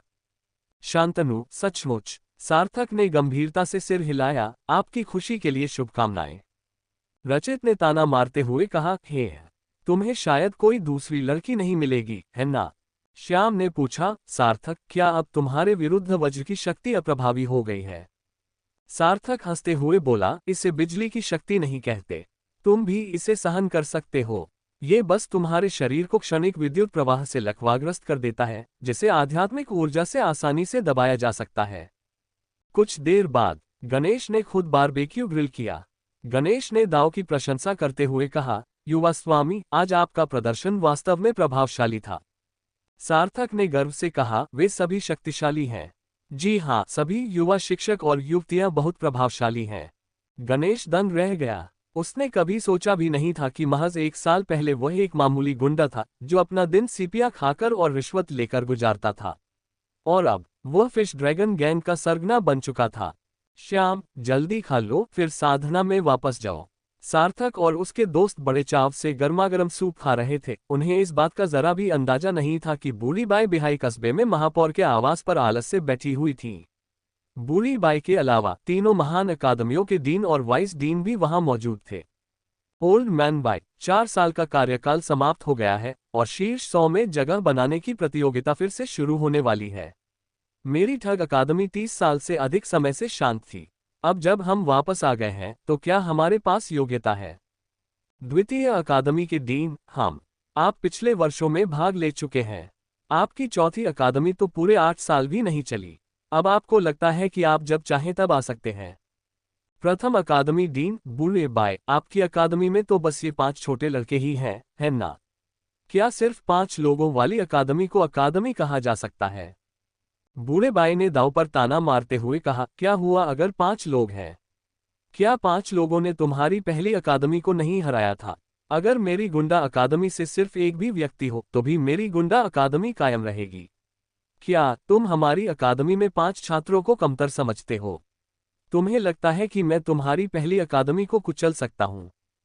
फर्स्ट अकेडमी के डीन, फर्स्ट अकेडमी में सफलता हासिल करना उनकी वर्तमान स्थिति में। बूढ़े बाई ने दाव का उपहास उड़ाते हुए कहा, तुम्हारी वर्तमान स्थिति में भी तुम जीत सकते हो। मेरी ठग अकादमी के लोग कभी हारे नहीं हैं, न 30 साल पहले न अब। दूसरी अकादमी के डीन ने ताना मारते हुए कहा, अजय, उस समय आप कैसे अपनी प्रतिष्ठा खो बैठे? आपके स्कूल के प्रतिभाशाली छात्र या तो मर गए, भाग गए या फरार हो गए। क्या आप इसे ही अजेयता कहते हैं? बूढ़े बाई का चेहरा गुस्से से लाल हो गया। जू तियानजी, क्या तुम मुझे उकसाने की कोशिश कर रहे हो? यकीन मानो, अगर तुम तीनों मिलकर भी मुझ पर हमला करो तो भी मैं तुम्हें कुचल सकता हूं। दोनों बूढ़े आदमी और एक बूढ़ी औरत गुस्से से लाल हो रहे थे और हमला करने के लिए उतावले थे। दुर्भाग्य से उनमें अभी भी आत्मबोध बाकी था। ये प्रधानाध्यापक कभी एक शक्तिशाली व्यक्ति हुआ करता था। भले ही वे तीनों और महापौर भी उसे हरा न सकें। महापौर, ठीक है, मैं इससे सहमत हूं। विभिन्न डीन के चेहरों के भावों में थोड़ा बदलाव आया। महापौर ने हाथ हिलाते हुए कहा, और क्या चाहिए? चौथी अकादमी अस्तित्व में आ चुकी है, इसलिए उसे ऐसा करने का पूरा अधिकार है। आखिरकार चौथी अकादमी को भंग तो नहीं किया गया है। अगर आप इसे उन्हें नहीं देंगे तो क्या आपको डर नहीं है कि वे 5 छोटे शैतान आपकी तीनों महान अकादमियों को तहस नहस कर देंगे? जू तियानजी, ऐसा करने की क्षमता आपके पास होनी चाहिए। बूढ़ा बाय, क्या तुम्हारा मतलब यह है कि अगर मेरे छात्र तुम्हारी अकादमी को तहस नहस कर दे तो तुम किसी भी बात पर सहमत हो जाओगे? फक फक करना। अध्याय 170 दिव्य उपचार कला। जैसे ही सार्थक और उसके 5 साथियों का समूह स्कूल लौटा, उन्होंने देखा कि बूढ़ा आदमी बाय अपने हाथ पीठ के पीछे बांधे हुए उनके पास से गुजर रहा था। सार्थक ने अपनी ओर उड़ती हुई एक जेड स्लिप देखी और उसने आश्चर्यचकित भाव से उसे पकड़ लिया। उसका चेहरा प्रश्नचिन्हों से भरा हुआ था। बूढ़ा बाई युयुडाओ, तुम्हारी प्रगति बहुत धीमी है। अगर तुम्हारा सामना किसी शिखर महान मछुआरे से हुआ तो तुम आसानी से घायल हो जाओगे। सार्थक, उपचार का जादू सीखो। आत्मा संग्राहक गुरु होते हुए भी तुम्हें उपचार करना नहीं आता। सार्थक अवाक रह गया। मैं व्यस्त हूँ। बूढ़े बाई ने थूकते हुए कहा, हाँ, तुम्हारे पास गर्मागर्म सूप के लिए समय है, लेकिन साधना के लिए नहीं। देखो तो जरा, तुम अभी प्राथमिक विद्यालय में ही हो। महान मछुआरे, इन्हें देखो। यहाँ तो मध्यम स्तर के और उच्च स्तर के महान मछुआरे भरे पड़े हैं। क्या तुम्हें शर्म नहीं आती? सब लोग। बूढ़े बाई के जाने के बाद शांतनु ने अपना सिर खुजाया। क्या प्रधानाचार्य को किसी तरह का सदमा लगा है? रिंकू ने उलझन में पूछा। अब ये धीमा नहीं है, हमारी नींव मजबूत हो गई है। श्याम ने शांत भाव से कहा, डीन की बात सुनो, जल्दी करो और खेती करो।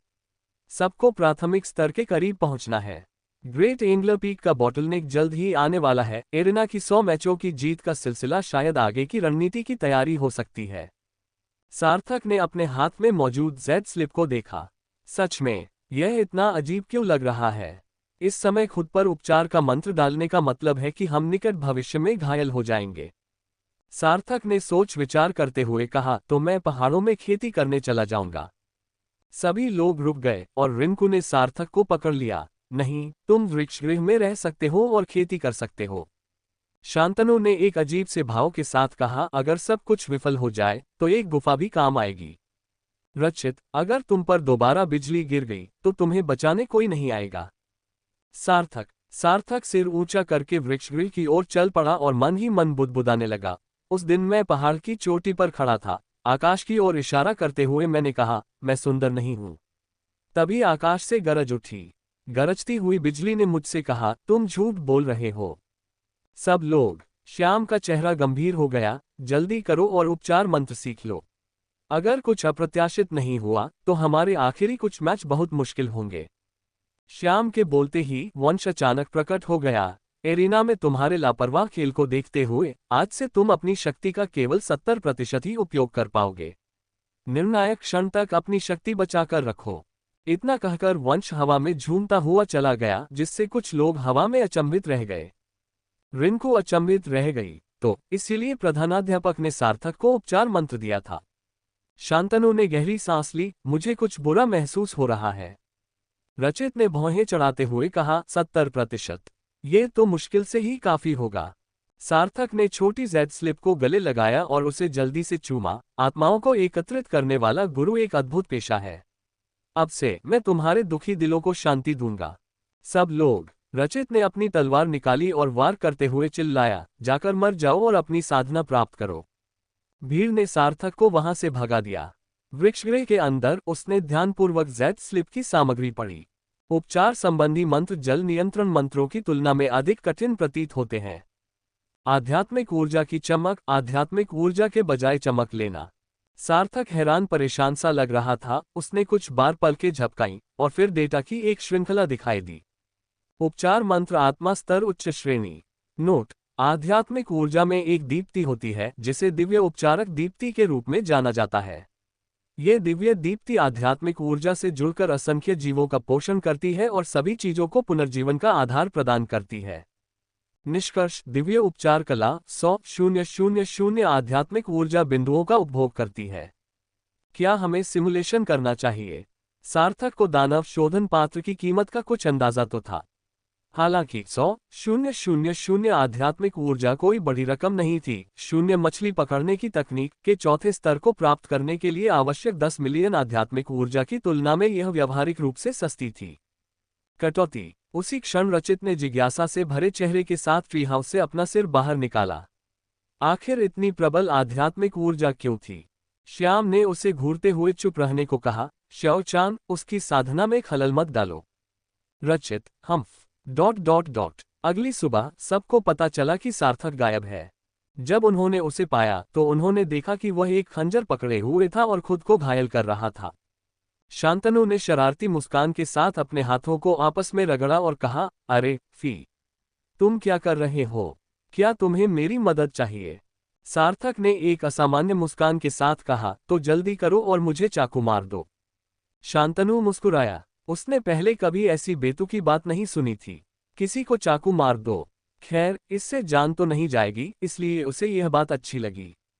परिणामस्वरूप जैसे ही शांतनु कटार लेने ही वाला था, सार्थक ने उस पर वार कर दिया, जिससे उसकी बांह पर एक बड़ा घाव हो गया। आओ, नीच, बेशर्म, सार्थक हंसते हुए दाव से बोला, आग, चोरी और साथियों से सावधान रहो। क्या तुम दाव को नहीं जानते? हिलना मत। लेकिन तभी सार्थक ने अपने हाथ में एक टिमटिमाती रोशनी देखी और कई कोशिशों के बाद भी वह उसे निकाल नहीं सका। शांतनु अवाक रह गया। क्या तुम सच में काबिल हो? अगर तुमने इसमें महारत हासिल नहीं की है तो हम धीरे धीरे अभ्यास करेंगे। आधे अधूरे मन से यहां मत आओ और सब कुछ खराब मत करो। अंततः सार्थक केवल शांतनु की बांह पर अपनी हथेली रख सका और घाव को भरने में कई दर्जन सांसें लग गईं। श्याम ने उत्सुकता से दाव से पूछा, एक साथ ही घाव को पूरी तरह से ठीक होने में 30 सांसें लगीं। यह थोड़ा धीमा है, लगता है हमें इस पर और अभ्यास करने की जरूरत है। सार्थक है, एक बार जब मैं इसमें महारत हासिल कर लूंगा तो एक दाव ऑफ रेडियंस तुम्हें देवी में बदल देगा। सार्थक मुस्कुराया और बोला, मैंने इसे एक ही रात में सीख लिया। उसने ऐसा इसलिए कहा क्योंकि उसे लगा कि मैं मंदबुद्धि हूं। क्या इसका मतलब यह था कि वह मेरा अपमान कर रहा था? प्रधानाध्यापक दूर घास में दुबके हुए विचारों में डूबे हुए थे। क्या उपचार का जादू ऐसा ही होता है? क्या उपचार का जादू आत्मा संग्रहण तकनीक के समान नहीं है? प्रकाश रेशम के धागों की तरह शरीर में प्रवेश करता है, लेकिन सार्थक के प्रकाश के इस विशाल विस्तार का क्या अर्थ है? एजियोर सी एरेना। सार्थक और उसकी टीम द्वारा फर्स्ट एकेडमी को निर्णायक रूप से हराने के बाद ठग लीजेंड की 5 सदस्यीय टीम अचानक काफी कमजोर हो गई है। कुछ लोगों का मानना है कि इसका कारण यह है कि उनके दुश्मन अधिक शक्तिशाली हो गए हैं और अब प्रतियोगिताओं में भाग लेने वाले सभी लोग उच्च स्तरीय महान मछुआरे हैं। पहले दिन लगातार 3 मैचों के बाद शांतनु और श्याम दोनों घायल हो गए, जिसके परिणामस्वरूप उन्हें बहुत कम अंतर से जीत हासिल हुई। ऐसा नहीं था कि वे शक्तिशाली नहीं थे, बल्कि अत्यधिक शक्ति के कारण उन्हें आध्यात्मिक ऊर्जा के उपयोग और चालों के प्रयोग में अधिक सावधानी बरतनी पड़ी। अगले दिन 2 और मैच खेले गए और शांतनु, श्याम और रिंकू तीनों घायल हो गए थे, लेकिन फिर भी उन्होंने मामूली अंतर से जीत हासिल की। 5वें दिन थग लेजेंड ने अपनी लगातार 68वीं जीत हासिल की। पीक ग्रैंड एंग्ल के खिलाफ मुकाबले में रचित घायल हो गए, जो उनसे आगे निकल गए। थग लेजेंड ने उस दिन केवल एक ही मैच खेला। 10वें दिन थग लीजेंड ने अपनी लगातार 82वीं जीत दर्ज की। सार्थक को छोड़कर पूरी टीम घायल हो गई। शांतनु और श्याम को सबसे गंभीर चोटें आईं, जिनमें आंतरिक अंगों को क्षति पहुंची। शांतनु विलाप करते हुए बोला, धीरे धीरे दर्द हो रहा है। सार्थक, क्या तुम्हारा अधूरा उपचार मंत्र कारगर है? सार्थक के उपचार मंत्र मूसलाधार बारिश की तरह थे, मानो प्रकाश की चादर बिछा रहे हों।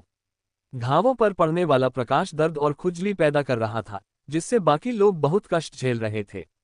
वे सब यही चाहते थे कि सार्थक को सबक सिखा दे ताकि वह जल्द से जल्द उपचार मंत्र सीख ले।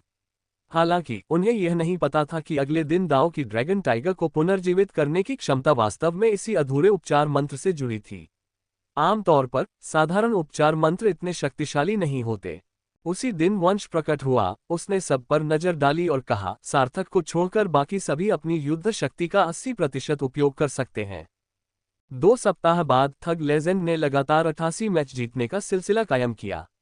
जी हां, केवल 5 दिन ही बीते थे और वे 6 मैच खेल चुके थे। उनके शानदार रिकॉर्ड के बावजूद सार्थक को छोड़कर बाकी सभी खिलाड़ी चोटों से जूझ रहे थे। लेकिन इन 5 दिनों में काफी लाभ हुआ है। श्याम और रिंकू दोनों ने इंटरमीडिएट ग्रेट एंग्ल का स्तर पार कर लिया और शांतनु एक स्तर आगे बढ़ गया। 26 दिन बाद थग लेजेंड ने अपनी लगातार 99वीं जीत हासिल की। इस दौरान सार्थक को मामूली चोट लगी और उन्हें अपनी क्षमता के 80% पर खेलने की अनुमति दी गई। बाकी खिलाड़ियों ने 90% पर खेला। शांतनु ने एलिमेंट्री ग्रेट एंगलर पीक तक शानदार सफलता हासिल की। प्रगति की ये दर वाकई अद्भुत है। निस्संदेह इस दौरान सबसे अधिक उपचार शांतनु को ही प्राप्त हुआ था। उनके कम घायल होने के कारण सार्थक की दिव्य चिकित्सा कला में तीव्र प्रगति हुई। इस समय केवल हाथ के एक इशारे से ही शांतनु पर प्रकाश की किरण पड़ती थी और 8 सांसों से भी कम समय में उनके सभी बाहरी घाव पूरी तरह से ठीक हो जाते थे, जबकि आंतरिक घावों को ठीक होने में अधिक समय लगता था। चोट की गंभीरता के आधार पर सबसे लंबी चोट को ठीक होने में 1 घंटा और सबसे छोटी चोट को ठीक होने में केवल आधी अगरबत्ती का समय लगता था। शांतनु ने अपना हाथ घुमाते हुए कहा, यह आखिरी मैच है, क्या हम अब पूरी ताकत लगा सकते हैं? श्याम एक पल के लिए हिचकिचाया, अपने विरोधियों को देखते हुए। मुझे लगता है कि यह मैच आसान नहीं होगा। एहतियात के तौर पर तुम, मैं और रिंकू पूरी ताकत लगाएंगे। शियाओ चान 90% और सार्थक 80% देगा। सार्थक को दांव की परवाह नहीं थी, अब तो सब कुछ खत्म हो चुका है। बस युद्ध के मैदान की स्थिति के अनुसार ढल जाओ। अगर जरूरी हो तो पूरी ताकत लगा दो। अगर जान और मौत का सवाल हो तो अपनी जान बचाने वाली युद्ध कला का इस्तेमाल करो। आखिर इसे सीखने का मकसद ही यही है। रचित, तुमने अभी तक अपनी खुद की जीवन रक्षा और युद्ध कौशल में महारत हासिल नहीं की है। तुम बहुत धीमे हो। सार्थक हंसते हुए बोला, इस मैच के बाद मैं कुछ सामग्री ढूंढकर कुछ चाकू बनाऊंगा। मैं मायरीड ब्लेड स्टाइल का अभ्यास जरूर करूंगा। इस दिन थग लेजेंड की 100वीं लड़ाई का जश्न मनाने के लिए ड्रैगन फ्रेश हॉटपॉट सभी चीजों पर आधी कीमत की छूट दे रहा है। इस दिन एजियोर सी एरिना लोगों से खचाखच भरा हुआ था, यहां तक कि पैदल चलने वाले रास्ते भी लोगों से भरे हुए थे। ये घटना भी इसी दिन हुई थी। 3 महान अकादमियों के 1000 छात्र एजियोर सी एरिना में जमा हो गए और ठग लीजेंड की 100 मैचों की जीत का सिलसिला टूटने का बेसब्री से इंतजार कर रहे थे। अगर यह सिलसिला टूटता है तो उन्हें फिर से शुरुआत करनी होगी। लेकिन क्या फिर से शुरुआत करना वाकई इतना आसान है? अगर वे यह एक मैच हार जाते हैं तो 100 मैचों की जीत का सिलसिला बेमानी हो जाएगा। बैककोट, श्याम, इस मैच में हम हार बर्दाश्त नहीं कर सकते। हमें प्रतिद्वंदी के बारे में पहले से ही जानकारी है। शीर्ष 100 में 2 peak grand anglers, 3 high level great anglers और 3 ग्रेट अकादमियों का एक आदर्श संयोजन। अगर हम पर्याप्त मजबूत नहीं हैं तो हम पूरी ताकत लगा देंगे। अध्याय 171 दुर्जय शत्रु। जब दोनों टीमों के खिलाड़ी मैदान पर उतरे तो जयकारे इतने जोरदार थे कि कान बहरे हो गए। आम दर्शक शायद इसे महसूस न कर पाए हों, लेकिन 3 ग्रेट एकेडमीज के छात्र बेहद उत्साहित थे। हे भगवान! सिकंदर, जो शीर्ष 100 सूची में 8वें स्थान पर है, ने एक बार एक ही ह्यूमन बुचर से पूरी टीम का सफाया कर दिया था। वह अकेले ही पानी के नीचे के कुछ खंडहरों की खोज कर रहा था और मुझे उम्मीद नहीं थी कि वह वापस आएगा। अमृता और बाकी सब लोग पीले पड़ गए। उनका 100वां प्रतिद्वंदी इतना ताकतवर कैसे हो सकता है? शीतल ने हैरानी से कहा, सिकंदर तो कप्तान है ही, लेकिन कन्हैया भी तो यहाँ है। चैतन्य और अन्य लोग जो प्रथम अकादमी से नहीं थे, दाव से पूछे बिना नहीं रह सके, कन्हैया कौन है? वीरेंद्र प्रताप ने बताया, हंटर शीर्ष 100 खिलाड़ियों में 33वें स्थान पर है। वह बहुत मजबूत है और रचित की तरह ही एक पावरहाउस है। अमृता ने एक अन्य व्यक्ति की ओर इशारा करते हुए कहा, केवल कन्हैया ही नहीं, शीशान भी यहाँ है, जो शीर्ष 100 की सूची में 41वें स्थान पर है। श्रेया ने अमृता की निगाहों का पीछा किया। वो दुबला पतला लड़का, क्या वह कवच का स्वामी हो सकता है? अमृता, नहीं, वो युद्ध आत्मा के स्वामी है। श्रेया और बाकी लोग चौंक गए। इतना पतला, और वह एक वॉर सोल मास्टर है। अमृता को दाव से कुछ ईर्ष्या थी। कहा जाता है कि वह जन्मजात युद्ध आत्मा स्वामी है, एक विलक्षण आत्मा दानव, एक लाल डंक मारने वाली तलवार पंख मछली जिसका पूरा शरीर ब्लेड से बना है। प्रथम अकादमी में उसके पास एक और उपाधि भी है, ब्लेड किंग। स्टैंडो से उमड़ी अफरा तफरी भरी आहों के बीच शेष 2 की पहचान उजागर हुई। एक थे झू यू, एक कवच मास्टर, जो शीर्ष 100 सूची में 49वें स्थान पर थे। दूसरे थे यूनक्यू, जो सार्थक की तरह ही दोहरी आत्मा संग्रहण मास्टर और युद्ध आत्मा मास्टर थे और शीर्ष 100 सूची में 69वें स्थान पर थे। क्षेत्र में श्याम ने भौहें चढ़ाते हुए कहा, मैं सिकंदर को आजमाकर देखूंगा। शियाओ चान, हंटर की जिम्मेदारी तुम्हारी है। रचित ने अपनी पोनीटेल लहराते हुए कहा, इसे मुझ पर छोड़ दो। अगर तुम टॉप 100 लिस्ट में 33वें नंबर पर हो तो क्या हुआ? क्या तुम्हें सच में लगता है कि टॉप 100 लिस्ट ही ताकत का पैमाना है? सार्थक मुस्कुराया, मुझे आश्चर्य है कि दाव को मेरे ही मार्ग पर चलने वाला स्पिरिट गैदरिंग मास्टर कहाँ से मिला। वह तो वॉर सोल मास्टर भी है, और वह काफी शक्तिशाली लगता है। श्याम, अपने प्रतिद्वंदी को कम मत समझो। यह मत भूलो कि वे उन्नत स्तर के खिलाड़ी हैं। एंग्ल। सार्थक हंसते हुए बोला, मैं अपने सुनहरे रास्ते पर चलूंगा, और अगर दूसरे चलेंगे तो मैं उन्हें मारूंगा। अगर वे चलते रहेंगे तो मैं उन्हें मारता रहूंगा। सब लोग। शांतनु को हल्का पसीना आ रहा था। दूसरी तरफ का युद्ध आत्मा स्वामी बहुत शक्तिशाली है। मेरे पास तुम लोगों से निपटने का समय नहीं है। इसे मुझ पर छोड़ दो, मेरे पास तुम्हारी मदद करने का समय नहीं है। रिनको असामान्य रूप से गंभीर थी। इस बार मैं शियाओबाई के साथ रहूंगी। ... जब कार्यक्रम स्थल पर उत्साह का माहौल चरम पर पहुंच गया तो मेजबान ने चिल्लाकर कहा, प्रतियोगिता शुरू होती है। विलय। 2 लोगों को छोड़कर बाकी सभी ने तुरंत फ्यूजन को चुना। उनमें से एक सिकंदर था, जिसने 7 या 8 मीटर लंबी एक विशाल मकड़ी को बुलाया। घटनास्थल पर मौजूद अनगिनत लोग स्तब्ध रह गए। अनंत रात्रि मकड़ी। जमीन से एक विशाल गहरे नीले रंग का फूल भी उग रहा था। हालांकि यह शाम फ्यूजन जैसा दिखता था, लेकिन वह रहस्यमयी नीली छाया किसी वास्तविक प्राणी जैसी लग रही थी। दोनों टीम कप्तानों ने शुरुआत से ही अपने जन्मजात आत्मा प्रेम का प्रदर्शन किया। यही बात कई लोगों के दिलों में हलचल मचाने के लिए काफी थी। यह असाधारण आत्मा प्रेम ऐसी चीजें थीं जो उन्होंने पहले कभी नहीं देखी थी। दोनों टीमों के कुछ प्रतिक्रिया देने से पहले ही जमीन फटने लगी। हजारों हजारों लताएं और मकड़ी के जाले का वह नन्हा सा धागा आपस में उलझ गए। किसी के हिलने से पहले ही उन्होंने देखा कि बड़ी मात्रा में लताएं चूर चूर हो रही हैं और भारी मात्रा में मकड़ी का जाला नष्ट हो रहा है। प्रथम अकादमी के कप्तान सिकंदर मुस्कुराए। अगले ही पल एक विशाल जाल पूरे अखाड़े को ढकते हुए आकाश से नीचे गिरा। छायाहीन तलवार। रचित ने अपना दांव चला और पल भर में ही विशाल जाल के चारों ओर अनगिनत छायादार तलवारें प्रकट हो गईं, जिन्होंने पलक झपकते ही उसे फाड़ डाला। दूसरी ओर शिकारी कन्हैया ने रचित की ओर देखा और कहा, मुझे आश्चर्य है दाव, क्या तुम्हारा शैडो श्रिम्प अधिक शक्तिशाली है या मेरा घोस्ट श्रिम्प? जैसे ही उसने बोलना शुरू किया, कन्हैया एक प्रेत जैसी आकृति में बदल गया, जो आंखों से दिखाई दे रही थी लेकिन हवा में तैर रही थी और सीधे रचित की ओर बढ़ रही थी। जब तलवार रचित को छूकर निकली तो सभी ये देखकर भयभीत हो गए कि वह कन्हैया के शरीर के आर पार निकल गई, मानो उसे जरा भी नुकसान न पहुंचा पाए हो। छाया प्रेतवादित करने की तकनीक। रचित ने शांत भाव से अपना रूप बदलकर परछाई का रूप धारण कर लिया। कन्हैया पर हमला करने के बजाय उसने कन्हैया की परछाई पर सैकड़ों परछाई के वार किए।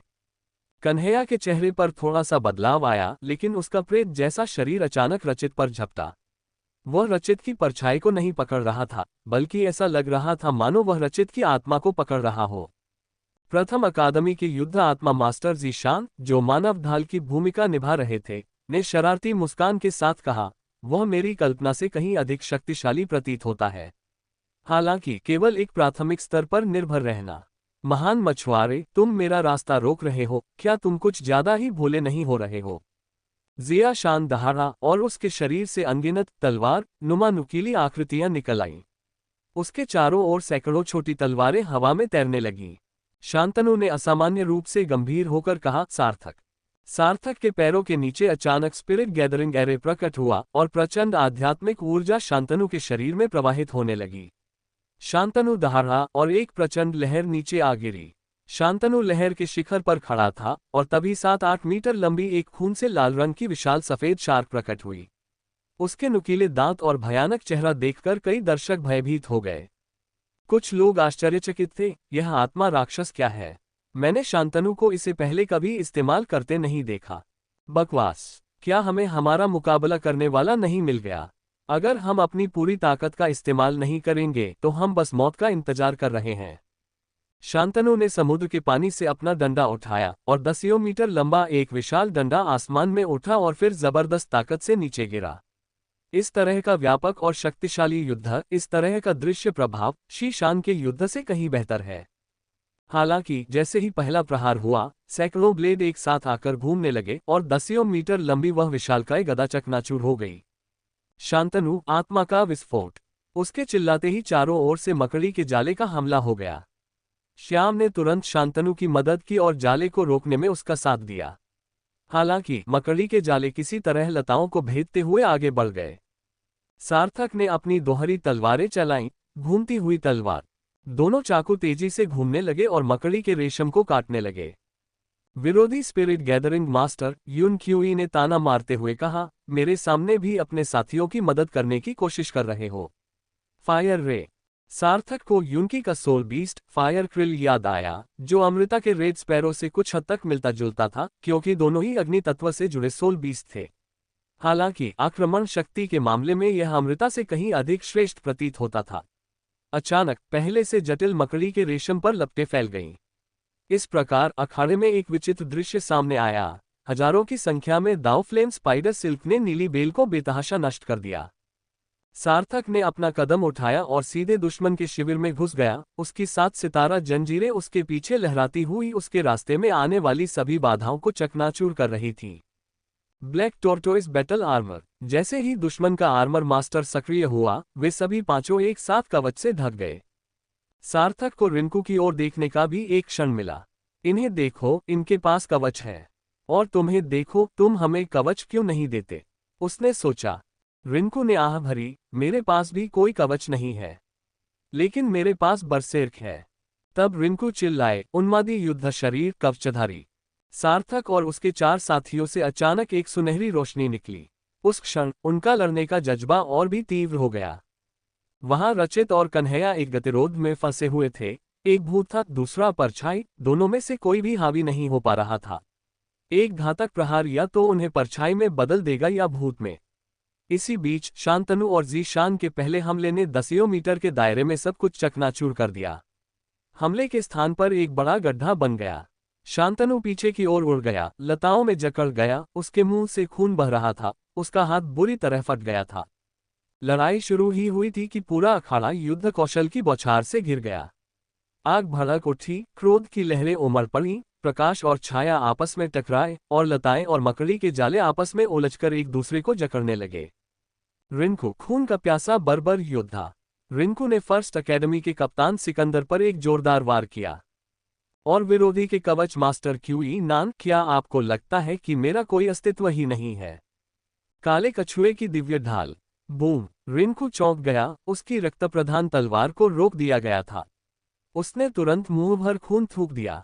कहावत खून बहाने वाली तलवार कोई मजाक नहीं होती सच साबित हुई। खून न बहाना मतलब भयानक परिणाम भुगतना था।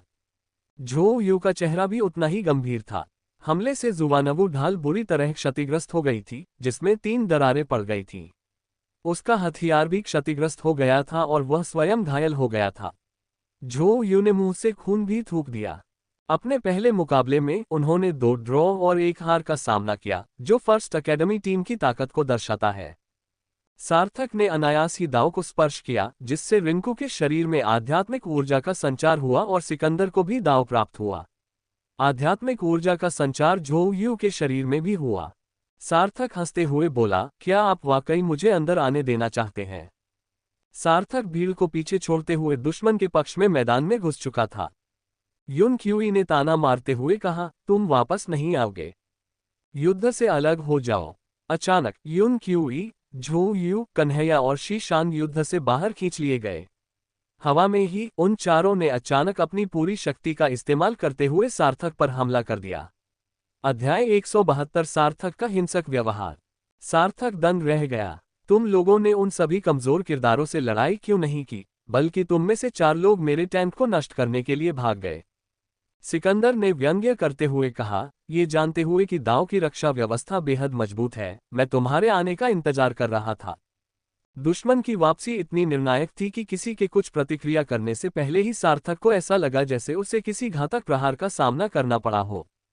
कन्हैया के प्रचंड प्रहार, झो यू के शुवानवु के प्रभाव, युन क्यूई के लंबे डंडे और शीशान, जिसका पूरा शरीर तलवारों से ढका हुआ था, सभी ने एक साथ 100 तलवारें चलाईं।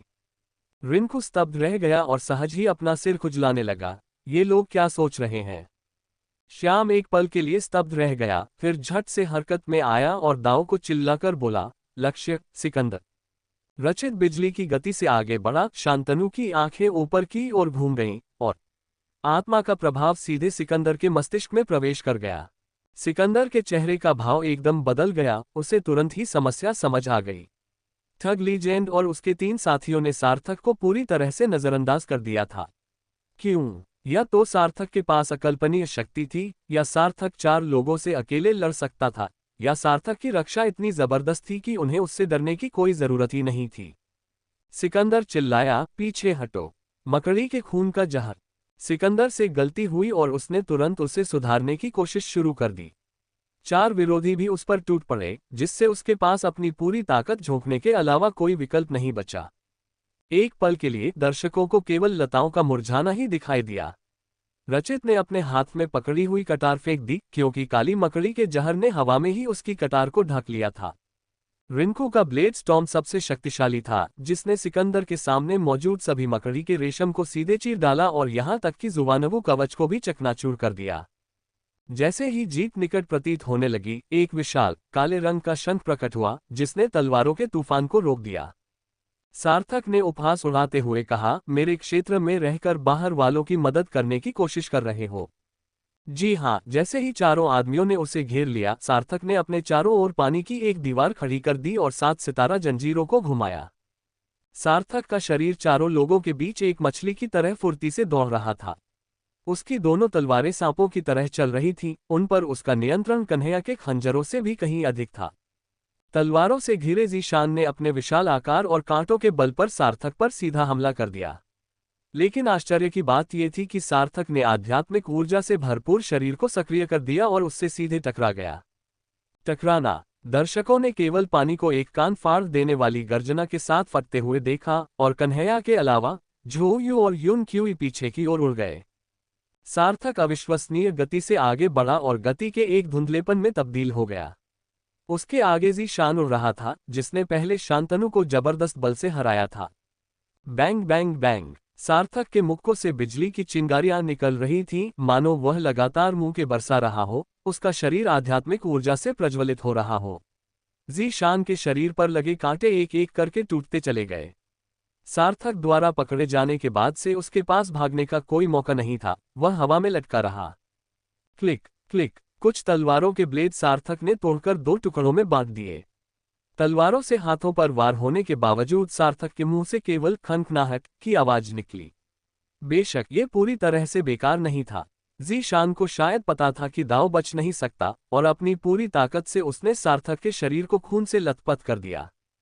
ज़ियाशान की हालत तो और भी बदतर थी। सार्थक ने उसकी दोनों भुजाएं मरोड़कर तोड़ दी और उसकी छाती में धंसी तलवार के टुकड़े टुकड़े कर दिए। इस समय उसकी छाती खून से लथपथ थी और वह मुंह से खून थूक रहा था। काला कछुआ मुझ पर टूट पड़ता है। झो यू की प्रतिक्रिया अविश्वसनीय रूप से तीव्र थी। उसने केवल ज़ीशान के सामने ढालों की कई परतें देखी, लेकिन सार्थक बिल्कुल भी भयभीत नहीं हुआ और उसने ढालों पर आध्यात्मिक ऊर्जा का आक्रमण कर दिया।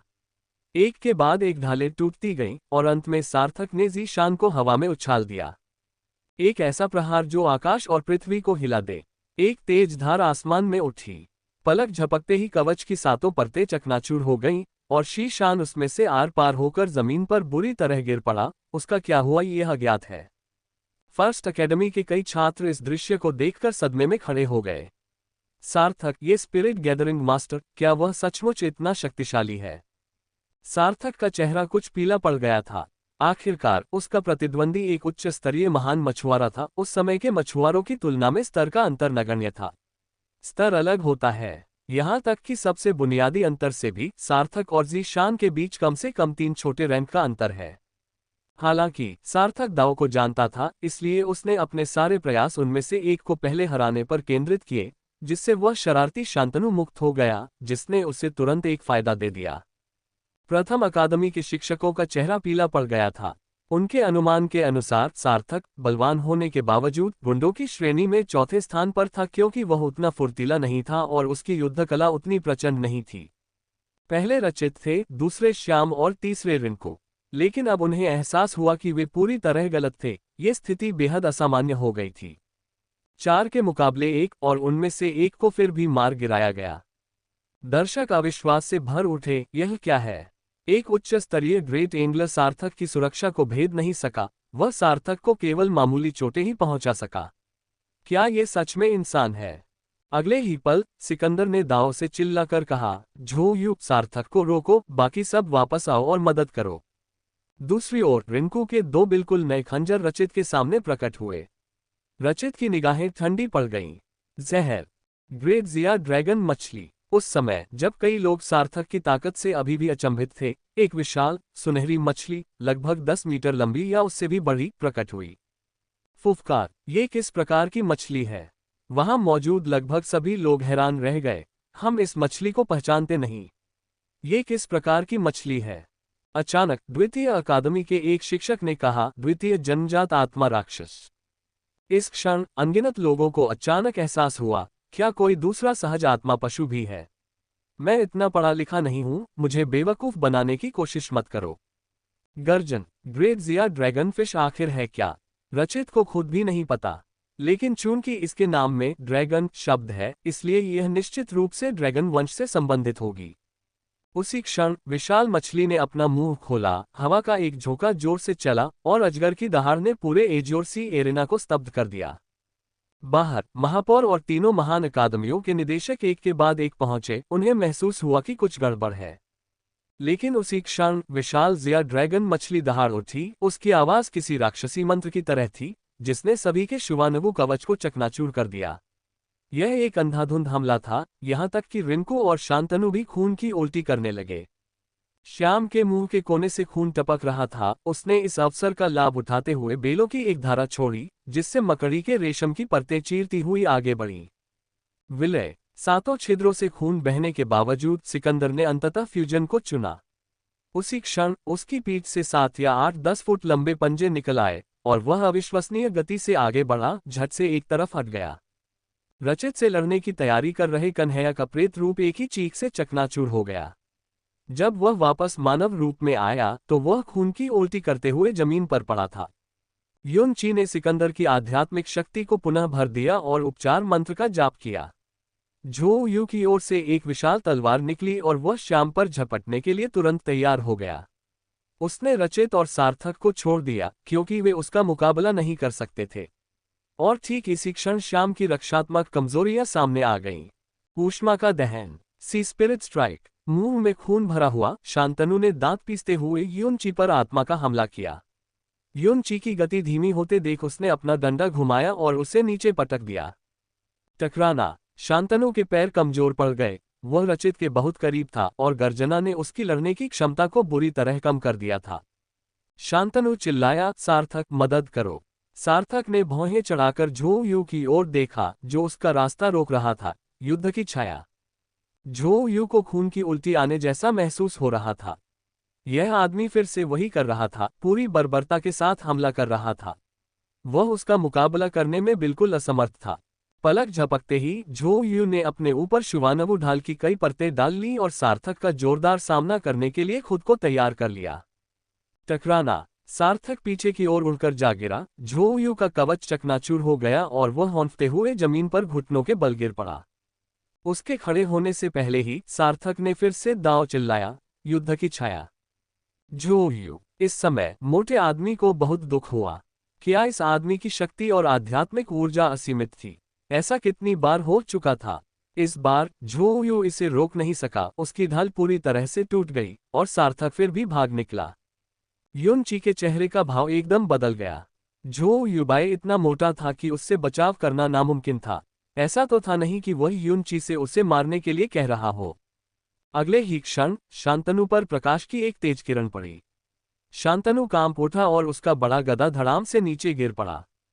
सिकंदर ने सारी उम्मीदें छोड़ दी हैं, उसके साथियों के जीतने की कोई उम्मीद नहीं है। इन सब का कारण एक गलत फैसला था, सार्थक पर सामूहिक हमला करना। उसी क्षण सिकंदर के शरीर से अनगिनत मकड़ी के जाले फूट पड़े। हर हाल में उसे रचित को हराना ही था। इस स्त्री की आक्रमण शक्ति इतनी प्रबल थी कि सिकंदर उसका सामना नहीं कर सकता था। रचित ने सिकंदर का उपहास उड़ाया, जो मकड़ी के जाले से उस पर हमला करने के लिए तंज कस रही थी।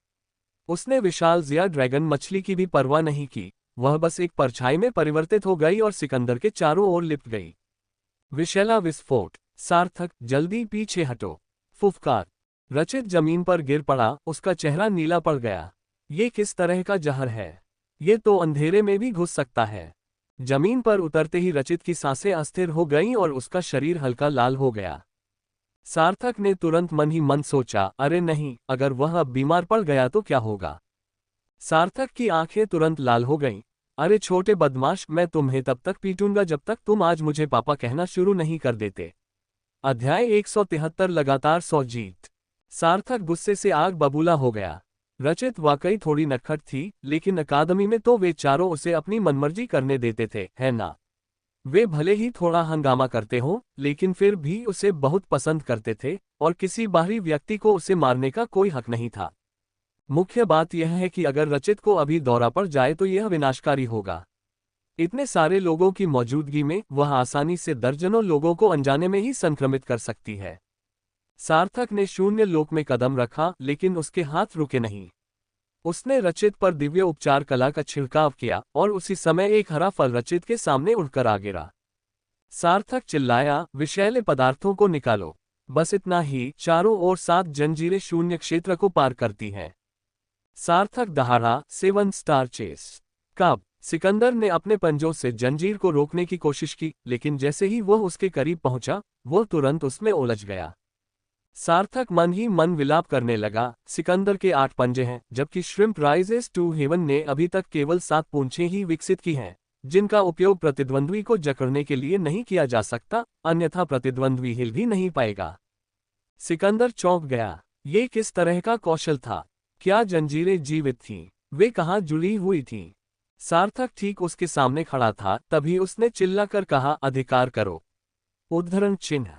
सार्थक हंस पड़ा। एक अनुबंधित आत्मा राक्षस सोचता है कि वह उसे रोक सकता है। उस अफरा तफरी में सार्थक ने अपने हाथ में एक छोटी सी मुहर पकड़ रखी थी। उसने पहले कभी इस मुहर का इस्तेमाल नहीं किया था। वह ज्यादा ध्यान आकर्षित नहीं करना चाहता था, लेकिन हद हो गई थी। इस आदमी ने सचमुच रचित को इस हद तक जहर दे दिया था। टकराना। किसी ने कुछ और नहीं देखा, लेकिन जब सार्थक ने अपना मुक्का मारा तो हवा में एक बड़ी सी मुहर प्रकट हुई। अगले ही पल सिकंदर तोप के गोले की तरह जमीन पर जा गिरा, जिससे एक बड़ा गड्ढा बन गया। सार्थक ने चुपके से पश्चाताप चिन्ह की छाप को वापस स्वर्ग और पृथ्वी को शुद्ध करने में लगा दिया और मन ही मन सोचने लगा, किसी ने इसे नहीं देखा। छाप इतनी छोटी है, मैं तो बस इसे अपने हाथ में पकड़े हुए था। उसके बाद से युन क्यूई को छोड़कर जो शांतनु से लड़ रहा था, फर्स्ट एकेडमी की सभी शीर्ष 100 टीमें हार गईं। सार्थक ने तुरंत युन ची की ओर देखा। युन ची ने अपनी भौहें उठाईं, शांतनु को तलवार से एक तरफ धकेल दिया और 3 बार पीछे हटते हुए कहा, मैं आत्मसमर्पण करता हूं। युन ची मूर्ख नहीं था। वह इस तरह कैसे लड़ सकता था?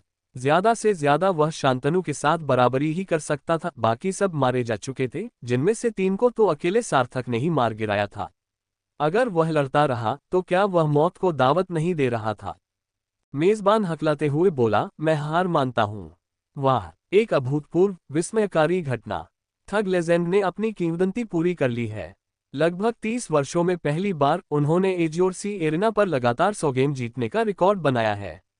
यह एक चमत्कार है, एक अविस्मरणीय गाथा है। ये हमारी जय जयकार, हमारे उत्साह के योग्य है। वाह। आसन तबाही की चीख पुकार के बीच सार्थक और बाकी लोग शाम के चारों ओर जमा हो गए। रचित के चेहरे का रंग काफी सुधर गया था। सार्थक को देखते हुए रचित ने दुखी भाव से दाव से कहा, मुझे बिल्कुल भी अंदाजा नहीं था कि दाव इतना विषैला है। सार्थक ने राहत की सांस ली, अच्छा हुआ कि सब ठीक है, बस अफसोस की बात है कि ग्रिड्स या ड्रैगनफिश का भेद खुल गया। रचित, कोई बात नहीं, हम शहर में नहीं हैं, चिंता मत करो। सार्थक एक पल के लिए हिचकिचाया, अभी अभी क्या हुआ? रचित ने अपने होंठ सिकुड़े और हल्के से सिर हिलाया, कुछ नहीं, बात खत्म हो गई। सार्थक के मुंह में खून भर आया, उम्मीद है इससे कोई हमला नहीं होगा, वरना कौन जाने दाव का क्या हाल हो जाएगा। घटनास्थल पर मध्यम श्रेणी के मोती चारों ओर उड़ रहे थे और लोग उन्हें इधर उधर फेंक रहे थे।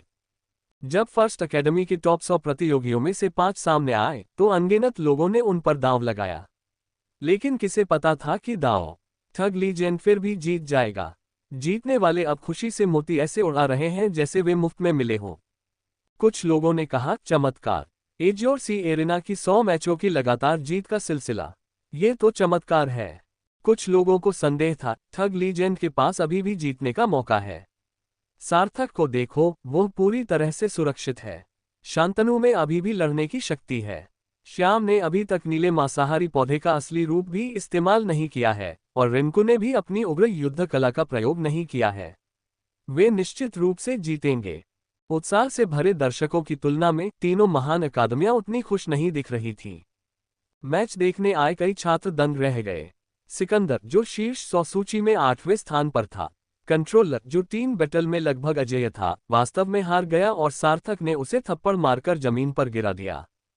उस समय प्रथम अकादमी उन्हें बचाने के लिए अपनी पूरी ताकत लगा रही थी, उन पर तरह तरह के उपचार मंत्रों का प्रयोग कर रही थी। जब उन्होंने सिकंदर को गड्ढे से बाहर निकाला तो उसके लगभग सभी अंग टूट चुके थे और उसकी आधी पसलियां भी टूट गई थीं। उसे बचाने की कोशिश कर रहे आत्मा संग्राहक गुरु भयभीत हो गए। आखिर सार्थक ने अपने अंतिम हमले में कितनी शक्ति का प्रयोग किया था? पहली अकादमी कई लोगों ने अपनी मुट्ठियां भींच ली। यह एक शर्मनाक बात थी। एक छात्र, दाओ ने कहा, यह एक आदेश की गलती थी। उन्हें सार्थक पर हमला नहीं करना चाहिए था। वह आदमी एक चलता फिरता हथियार है, आप उसे बिल्कुल भी चोट नहीं पहुंचा सकते। कुछ लोग गुस्से से भड़क उठे। सार्थक का अंतिम हमला आखिर था क्या? उस विशालकाय मोहरनुमा प्रेत के पास किस तरह की युद्ध कला थी? वह इतना शक्तिशाली कैसे हो सकता था? भीड़ में अमृता, वीरेंद्र प्रताप, श्रेया, शीतल और बाकी सब रेलिंग से टिके हुए अवाक रह गए। पहले रचित ने कहा था कि जब सार्थक ने चौथी अकादमी में प्रवेश किया था तो उसे 10 सांसों तक 4 लोगों के हमले झेलने पड़े थे। अब लग रहा था कि यह उससे कहीं ज्यादा था। इसके लिए किस तरह के विशालकाय शरीर की जरूरत होती होगी? श्रेया ने बड़ी मुश्किल से अपनी बात कही, ये सब राक्षस हैं। सार्थक ने अकेले ही 3 को मार गिराया। रचित का दूसरा सहज आत्मा राक्षस अविश्वसनीय रूप से शक्तिशाली था। उस विशाल मछली ने तो लगभग पूरे समूह को एक ही बार में काटकर खत्म कर दिया। सार्थक ने अपने हाथ हिलाए और बार बार स्टैंड की ओर इशारा किया। रिंकू भी उसमें शामिल हो गई। दोनों बेहद खुश थे। आखिरकार उन्हें हर दिन लड़ना बंद करना पड़ा। मेजबान, देखिए, सार्थक और रिंकू इतने खुश हैं कि उन्होंने हाथ उठा दिए हैं।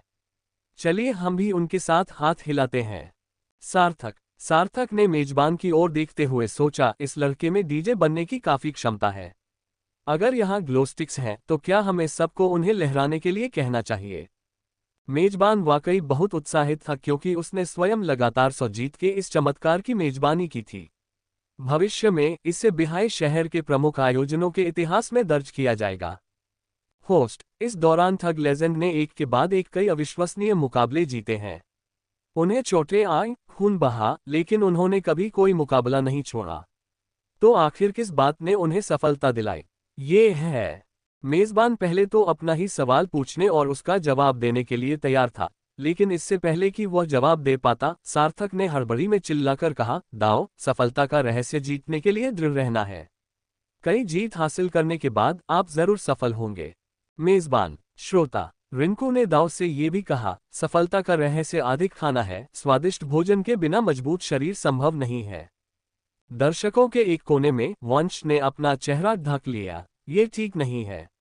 लगता है हमें भविष्य में और अधिक सांस्कृतिक कक्षाएं लेने की आवश्यकता है।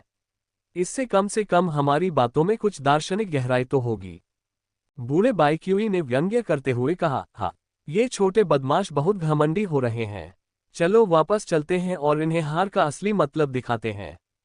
आकाश में तीनों महान अकादमियों के डीन की स्थिति कुछ खास अच्छी नहीं लग रही थी। इस बार वे चौथी अकादमी के उदय को रोक नहीं सके। चौथी अकादमी ने पहले भी छात्रों को प्रवेश दिया था। कभी कभी 1 या 2 को स्वीकार कर लिया जाता था, लेकिन 1 या 2 कभी पर्याप्त नहीं होते थे। किसने सोचा था कि दाव इस साल 5 लोगों को भर्ती कर लेगा? आखिर ये 5 लोग आए कहां से? महापौर विचारों में डूबे हुए प्रतीत हो रहे थे। सार्थक, हालांकि प्रभावशाली थे, मूलतः शक्तिशाली रक्षा और बल पर ही केंद्रित थे। वे एक विलक्षण प्रतिभा थे, लेकिन असाधारण नहीं। वहीं रचित उन्हें उलझन में डाल रहे थे। वह विशाल मछली, उन्हें लगा जैसे उन्होंने उसे किसी प्राचीन ग्रंथ में देखा हो, लेकिन बहुत समय बीत चुका था और उन्हें याद नहीं आ रहा था।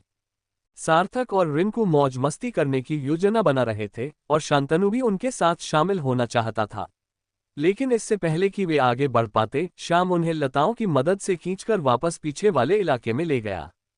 बाओ जिन अपने साथ 2 कतारों में खड़े परिचारकों के साथ उनका स्वागत करने के लिए कतार में खड़े थे। श्याम ने भौहें चढ़ाते हुए कहा, क्या बाओ जिन ने क्षमा मांगते हुए मुस्कुराते हुए कहा, 30 वर्षों में लगातार 100 मैच जीतने वाली पहली टीम होने के नाते कृपया एजियोर सी एरेना द्वारा आपको दिए गए मानद पदक स्वीकार करें। यह एक ऐसा सम्मान है जिसे सभी को याद रखना चाहिए। रिंकू और शांतनु बेहद खुश दिख रहे थे, मानो उन्होंने जो कहा वह बिल्कुल सही था। उन्हें पदक अपने पास रख लेना चाहिए, बाद में वे दूसरों के सामने इसका बखान कर सकते हैं। अभी भी कमजोर रचित दाव से नाखुश था। क्या ये कोई इनाम नहीं हो सकता था? तुम मुझे 10,000 मध्यम श्रेणी के मोती दे सकते थे, वह इससे बेहतर होता। सार्थक ने पूरी तरह से सहमति जताते हुए कहा, पदकों को पैसे के लिए बेचा नहीं जा सकता, पुरस्कार राशि अधिक व्यावहारिक है। बाओ जिन अवाक रह गया। ये तो बहुत बड़ा सम्मान है। वैसे भी हमने यह व्यवसाय पैसा कमाने के लिए शुरू किया था, पहले तो कोई बोनस नहीं मिलता था। हालांकि बाओ जिन ने तुरंत जवाब दिया, हाँ हाँ हाँ बिल्कुल इनाम है, लेकिन दुर्भाग्य से 10,000 नहीं, केवल 10,000 मध्यम श्रेणी के मोती। रचित की आंखें चमक उठी, प्रति व्यक्ति 10,000।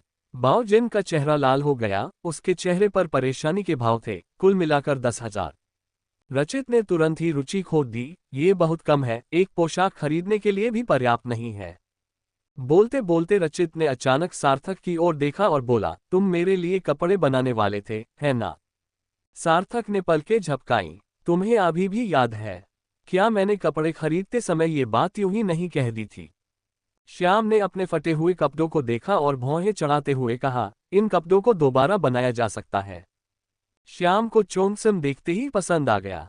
उसे बहुत खुशी होगी अगर सार्थक इससे भी खूबसूरत कपड़े बना सके। सार्थक ने अधीरता से कहा, वापस आकर इस बारे में बात करेंगे। पहले गर्मागर्म सूप पीने चले। रचित, मुझे कपड़े चाहिए। सार्थक की तबीयत ठीक नहीं है। दाओ, पहले गर्मागर्म खाने की दुकान पर जाओ और अपनी तनख्वाह ले लो। यह मत भूलना कि तुम्हारा अभी भी 10% हिस्सा बाकी है। जब वे बोल रहे थे तभी समूह आगे बढ़ा। तभी शांतनु बाओ जिन के पास पहुंचा, पदक छीन लिया, उसे अपनी जेब में रख लिया और बोला, इनाम की रकम मैं इसे बाद में चौथी अकादमी को भेज दूंगा। बाओ जिन ने बच्चों की तरफ देखा और उनके मुंह पर थप्पड़ मारते हुए कहा, तुम्हारे साथ यही होना चाहिए था। तुम किस तरह के बोनस की बात कर रहे हो? कुछ अमीर लोग मुझसे बोनस मांग रहे हैं, क्या तुम्हें पता नहीं कि हमारे लिए पैसा कमाना कितना मुश्किल है? अध्याय 174 लड़कियों की सहेली। ठग अकादमी ने वापसी की है और अपने बच्चों के दाखिले के लिए अनगिनत पूछताछें हो रही हैं। दुर्भाग्य से वंश अपने रुख पर अड़ा हुआ है और कहता है कि केवल ग्रेट एंग्लस तक, सोल बीस्ट या खुद को सचमुच जीनियस समझने वालों को ही मौका मिलेगा, अन्यथा अगले साल फिर से कोशिश करें। ... इस समय सार्थक को निराशा का अनुभव हुआ। उसने सोचा था कि रचित और अन्य लोगों की खुशी का स्रोत पैसा है, इसलिए वह उन्हें लूट का माल बांटने के लिए फिश ड्रैगन गैंग के पास ले गया था। निश्चित रूप से सभी को 8,000 मध्यम श्रेणी के मोती मिले और वे सभी एक्सक्विजिट पैगोडा जाने के लिए उत्सुक हो गए। सार्थक एक्सक्विजिट पैगोडा से कुछ भी खरीदना नहीं चाहता था, वह बहुत महंगा था। लेकिन बाकी चारों खरीदने को तैयार थे। रचित को कपड़े खरीदते देख सार्थक ने तुरंत कहा, कपड़ा खरीदो, जरूर। रचित ने अपना सिर झुकाया और सार्थक की ओर देखा, क्या तुम सच में इसे करना जानते हो? सार्थक ने बेबसी से सिर हिलाया, खैर, यह आपके द्वारा खरीदे गए सामान से बेहतर है और इससे पैसे की बचत भी होती है। रचित की आंखें चमक उठी, सचमुच? सार्थक के जवाब देने से पहले ही रचित ने वेटर दाव की ओर इशारा करते हुए कहा, अपने सभी अच्छे कपड़े ऊपर ले आओ और खराब कपड़े यहीं छोड़ दो। सार्थक और उसके साथियों का स्वागत करने वाली महिला वही खूबसूरत यूलिंग थी जैसी पहले थी। इस समय यूलिंग ने सार्थक की ओर देखा। दाओ, एजियोर सी एरेना में लगातार 100 गेम जीतने पर आप सभी को बधाई। आज आप एक्सक्विजिट पैगोडा से खरीदारी पर 10% की छूट पा सकते हैं। रचित, हमें कपड़ा चाहिए। यूलिंग ने हाथ हिलाया और किसी ने जवाब दिया और चला गया। लेकिन फिर यूलिंग ने कहा, सार्थक, इस पोशाक का डिजाइन क्यों न बेच दे? मैं 200,000 मध्यम श्रेणी के मोती दे सकती हूँ। फुफकार। शांतनु जिस पदक से खेल रहा था वह जमीन पर गिर गया। रिंकू लड़खड़ा गई और उसने तुरंत शांतनु को संभाला। दोनों लड़कियां अवाक रह गईं। 200,000 मध्यम श्रेणी के मोती। अगर बूढ़ा बाई यहां होता तो वह सार्थक को इन्हें बेचने के लिए जरूर मजबूर कर देता। सार्थक की आंखें चमक उठी, हमें ब्रांड एम्बेसडर के रूप में इस्तेमाल करने की कोशिश कर रहे हो? ऐसा सोचना भी मत। यूलिंग, छवि प्रवक्ता। ये तो एक नया शब्द है। सार्थक, बेचना तो सवाल ही नहीं उठता। मैं नहीं चाहता कि सड़क पर हर कोई हमारे जैसे कपड़े पहने। इससे हमारी अनूठी खूबियां कैसे उजागर होंगी? यूलिंग, रचित ने तुरंत जवाब दिया, हाँ, इसे सिर्फ हम ही पहन सकते हैं, कोई और नहीं। रिंकू, हाँ, हमारे पास पैसों की कमी नहीं है। यूलिंग ने धीरे से आह भरी। उसे इस बात का अफसोस था कि इतना अच्छा पहनावा कुछ शैतानों के हाथों में चला जाएगा। हालांकि हाल ही में उभरे फिश ड्रैगन गैंग के बारे में सोचकर यूलिंग सचमुच हैरान रह गई। गांव का वह गिरोह बेहद उदार था, जिसने 200,000 मध्यम श्रेणी के मोतियों का इस्तेमाल करके बिहाई टाउन के बाजार को जबरदस्ती खुलवा दिया था। एक महीने के भीतर fish dragon fresh hot pot की दुकान और फिश ड्रैगन शतरंज और ताश का खेल बिहाई शहर में मशहूर हो गए और खूब मुनाफा कमाया। कहा जाता है कि उन्होंने उस महीने कम से कम 400,000 मध्यम श्रेणी के मोती कमाए। उनकी कमाई वाकई चौंकाने वाली है। यू लिंग ने हल्की सी मुस्कान के साथ कहा, भविष्य में यदि आपके पास कोई सहयोग का अवसर हो तो कृपया एक्सक्विजिट पगोडा में मुझसे बेझिझक संपर्क करें। हम लाखों के कारोबार में सहयोग कर सकते हैं। रचित और उसके आदमियों की आंखें फटी रह गईं। $10 लाख का सौदा। ये रकम बहुत बड़ी थी। शांतनु और बाकी लोग बस अपनी लार निगलते रह गए। क्या कपड़े बनाना वाकई इतना लाभदायक है? वे सोचने लगे कि क्या अब पेशा बदलने में बहुत देर हो चुकी है। सार्थक ने हाथ हिलाते हुए कहा, नहीं, हम एक छोटा व्यवसाय हैं, हम कुछ बड़ा करने का सामर्थ्य नहीं रखते। लेकिन क्या एक्सक्विजिट पगोडा में मैजिक ट्रेजर मिलता है? यू लिंग की आंखें चमक उठी। बेशक, जादुई खजाना 5वीं मंजिल पर है। क्या तुम आना चाहोगे, मेरे युवा मित्र सार्थक? शांतनु, देखो, मैंने अभी तक मैजिक ट्रेजर नहीं देखा है। रिंकू, हाँ, ये निर्भर करता है। इसकी कीमत कितनी है? यूलिंग, आमतौर पर यह 50,000 से 100,000 तक होता है। सर्वोच्च श्रेणी के जादुई खजाने के लिए 200,000 मध्य श्रेणी के मोतियों की आवश्यकता हो सकती है। उद्धरण चिन्ह। ऊपर जाने से पहले ही वे चौंककर हौंफने लगे। क्या उन्हें जाना चाहिए या नहीं? उनके पास इतने पैसे नहीं थे। यहां तक कि अपनी फिश ड्रैगन गैंग को बेचकर भी उन्हें इतने पैसे नहीं मिलते। श्याम, क्या तुमने पिछली बार नहीं कहा था कि आध्यात्मिक कलाकृति में केवल 100,000 मध्यम श्रेणी के मोती हैं? यू लिंग, पिछली बार यह एक लेन देन था। मुझे सार्थक के बारे में उम्मीद थी, इसलिए कीमत स्वाभाविक रूप से कम थी। आमतौर पर एक आध्यात्मिक कलाकृति स्तर के हथियार की कीमत 200,000 मध्यम श्रेणी के मोतियों से शुरू होती है और 10 लाख तक जा सकती है। सार्थक मुस्कुराया। ये वाकई एक लाभदायक व्यवसाय था। उसने सोचा कि भविष्य में उसे ड्रैगन लोहार की दुकान खोलनी चाहिए, जो आध्यात्मिक कलाकृतियों के निर्माण में विशेषज्ञता रखती हो। वह देखते ही देखते अमीर हो जाएगा। 5वीं मंजिल पर स्थित उत्कृष्ट पैगोडा। सभी लोग चमचमाते हथियारों को देखते रह गए, हिल भी नहीं पा रहे थे। सार्थक को भी एक धनुष पसंद आया, लेकिन उसकी कीमत 720,000 मध्यम श्रेणी के मोती देखते ही उसने अपना इरादा बदल दिया। ये बहुत महंगा था, वह इसे खरीद नहीं सकता था। यूलिंग, क्या आप में से किसी सहपाठी ने अपनी पसंद बताई है?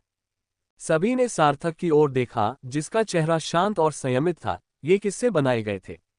यूलिंग ने सार्थक के सामने रखे धनुष दाव की ओर इशारा करते हुए कहा, यह बैंगनी सोने से बना है। लेकिन महत्वपूर्ण बात बैंगनी सोना नहीं, बल्कि लोहार की कारीगरी है। केवल बैंगनी सोने के हिसाब से देखें तो इस धनुष की कीमत 300,000 मध्यम श्रेणी के मोतियों से भी कम है। सार्थक चौंक गया, सामग्री की कीमत इतनी ज्यादा है। तुरंत ही उसके चेहरे पर झुंझलाहट के भाव आ गए। उसे लगा जैसे उसने ये सामग्रियां पहले भी 6 दरवाजों वाले तारा मछली के द्वारों के अंदर देखी हो। उस समय उसने सोचा था कि ये नीलम है, लेकिन धिक्कार है, ये तो बैंगनी सोना थे। सार्थक का चेहरा थोड़ा पीला पड़ गया। मेरे पास पैसे नहीं है, मैं जा रहा हूं। रचित, क्या तुमने अपना कपड़ा चुन लिया है? रचित ने कीमत देखकर पहले ही हार मान ली थी, इसलिए दाव को कोई फर्क नहीं पड़ा। क्या तुम ही चुनने वाले नहीं हो? ओह हाँ, मुझे एक लाल पोशाक, एक सफेद पोशाक और एक हरी पोशाक चाहिए। सार्थक का चेहरा गुस्से से लाल हो गया। तुम्हें सारे रंग क्यों नहीं चाहिए? रचित ने सार्थक को आंख मारी और धीरे से पूछा, क्या ये ठीक है? सार्थक ने अपना सिर ढांक लिया। कितनी खर्चीली औरत है। श्याम ने आगे कहा, मुझे ये सफेद रंग में चाहिए, और शायद थोड़ी बहुत अन्य रंगों की भी थोड़ी सी मात्रा ठीक रहेगी। रिनको खिलखिलाकर हंस पड़ी और बोली, मैं चाहती हूँ। सार्थक ने तुरंत बीच में टोकते हुए कहा, नहीं, आपको ऐसा नहीं करना चाहिए। रिनको ... एक दिन बाद सार्थक कपड़ों का ढेर लेकर सीलबंद गुफा से बाहर निकला।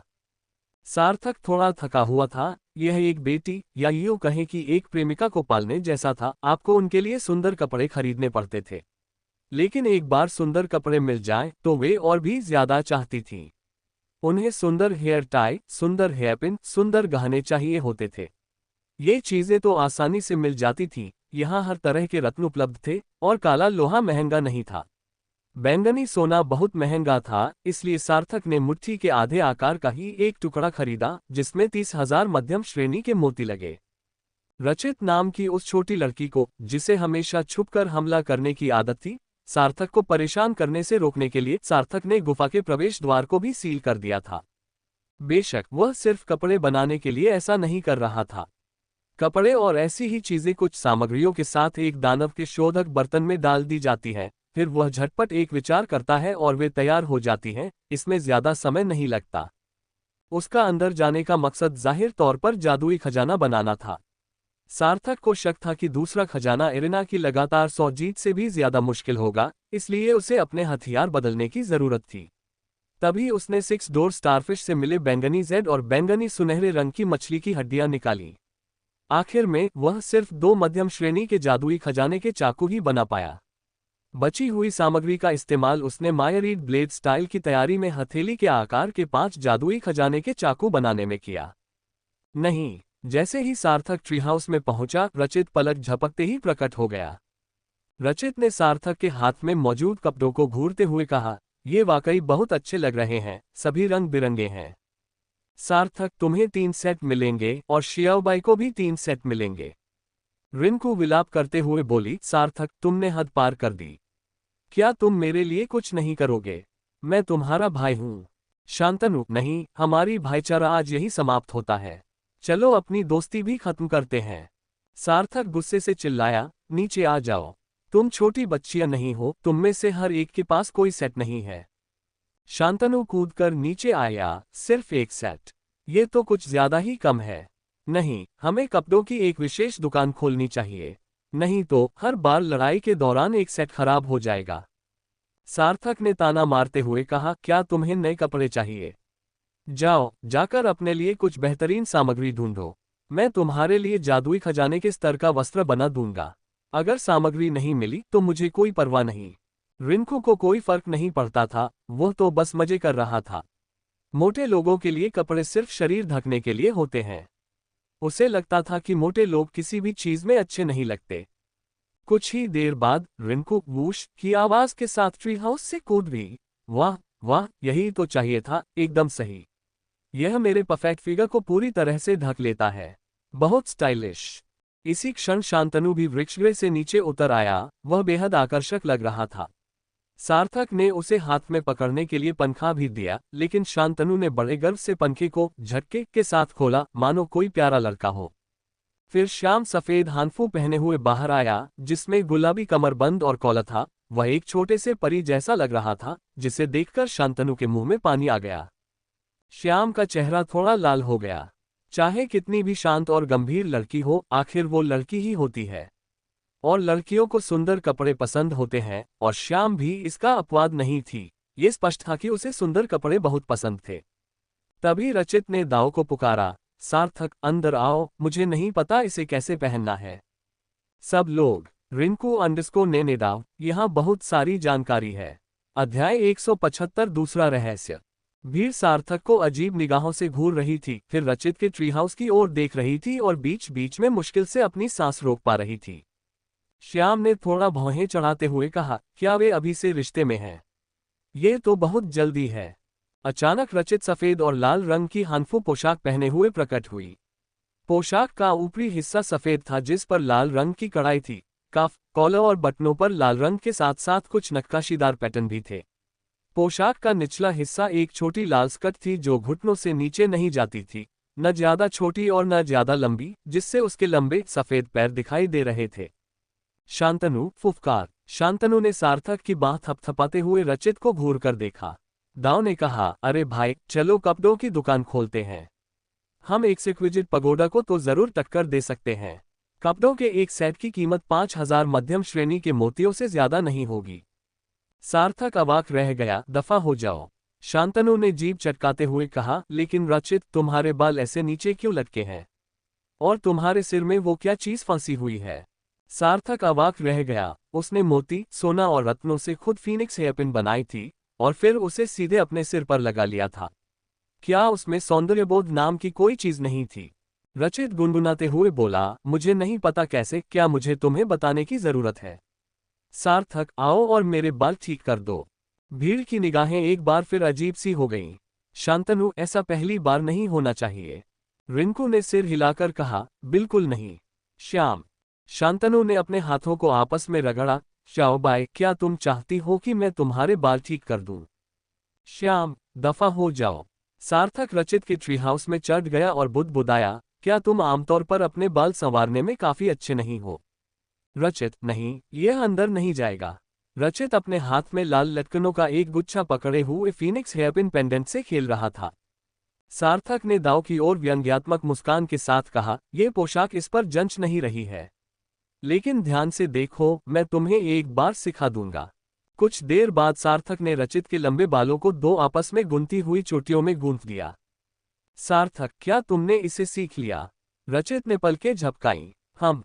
सार्थक, ठीक है, मैंने इसे खोल दिया है। इस पोशाक के साथ ये चीजें चाहिए।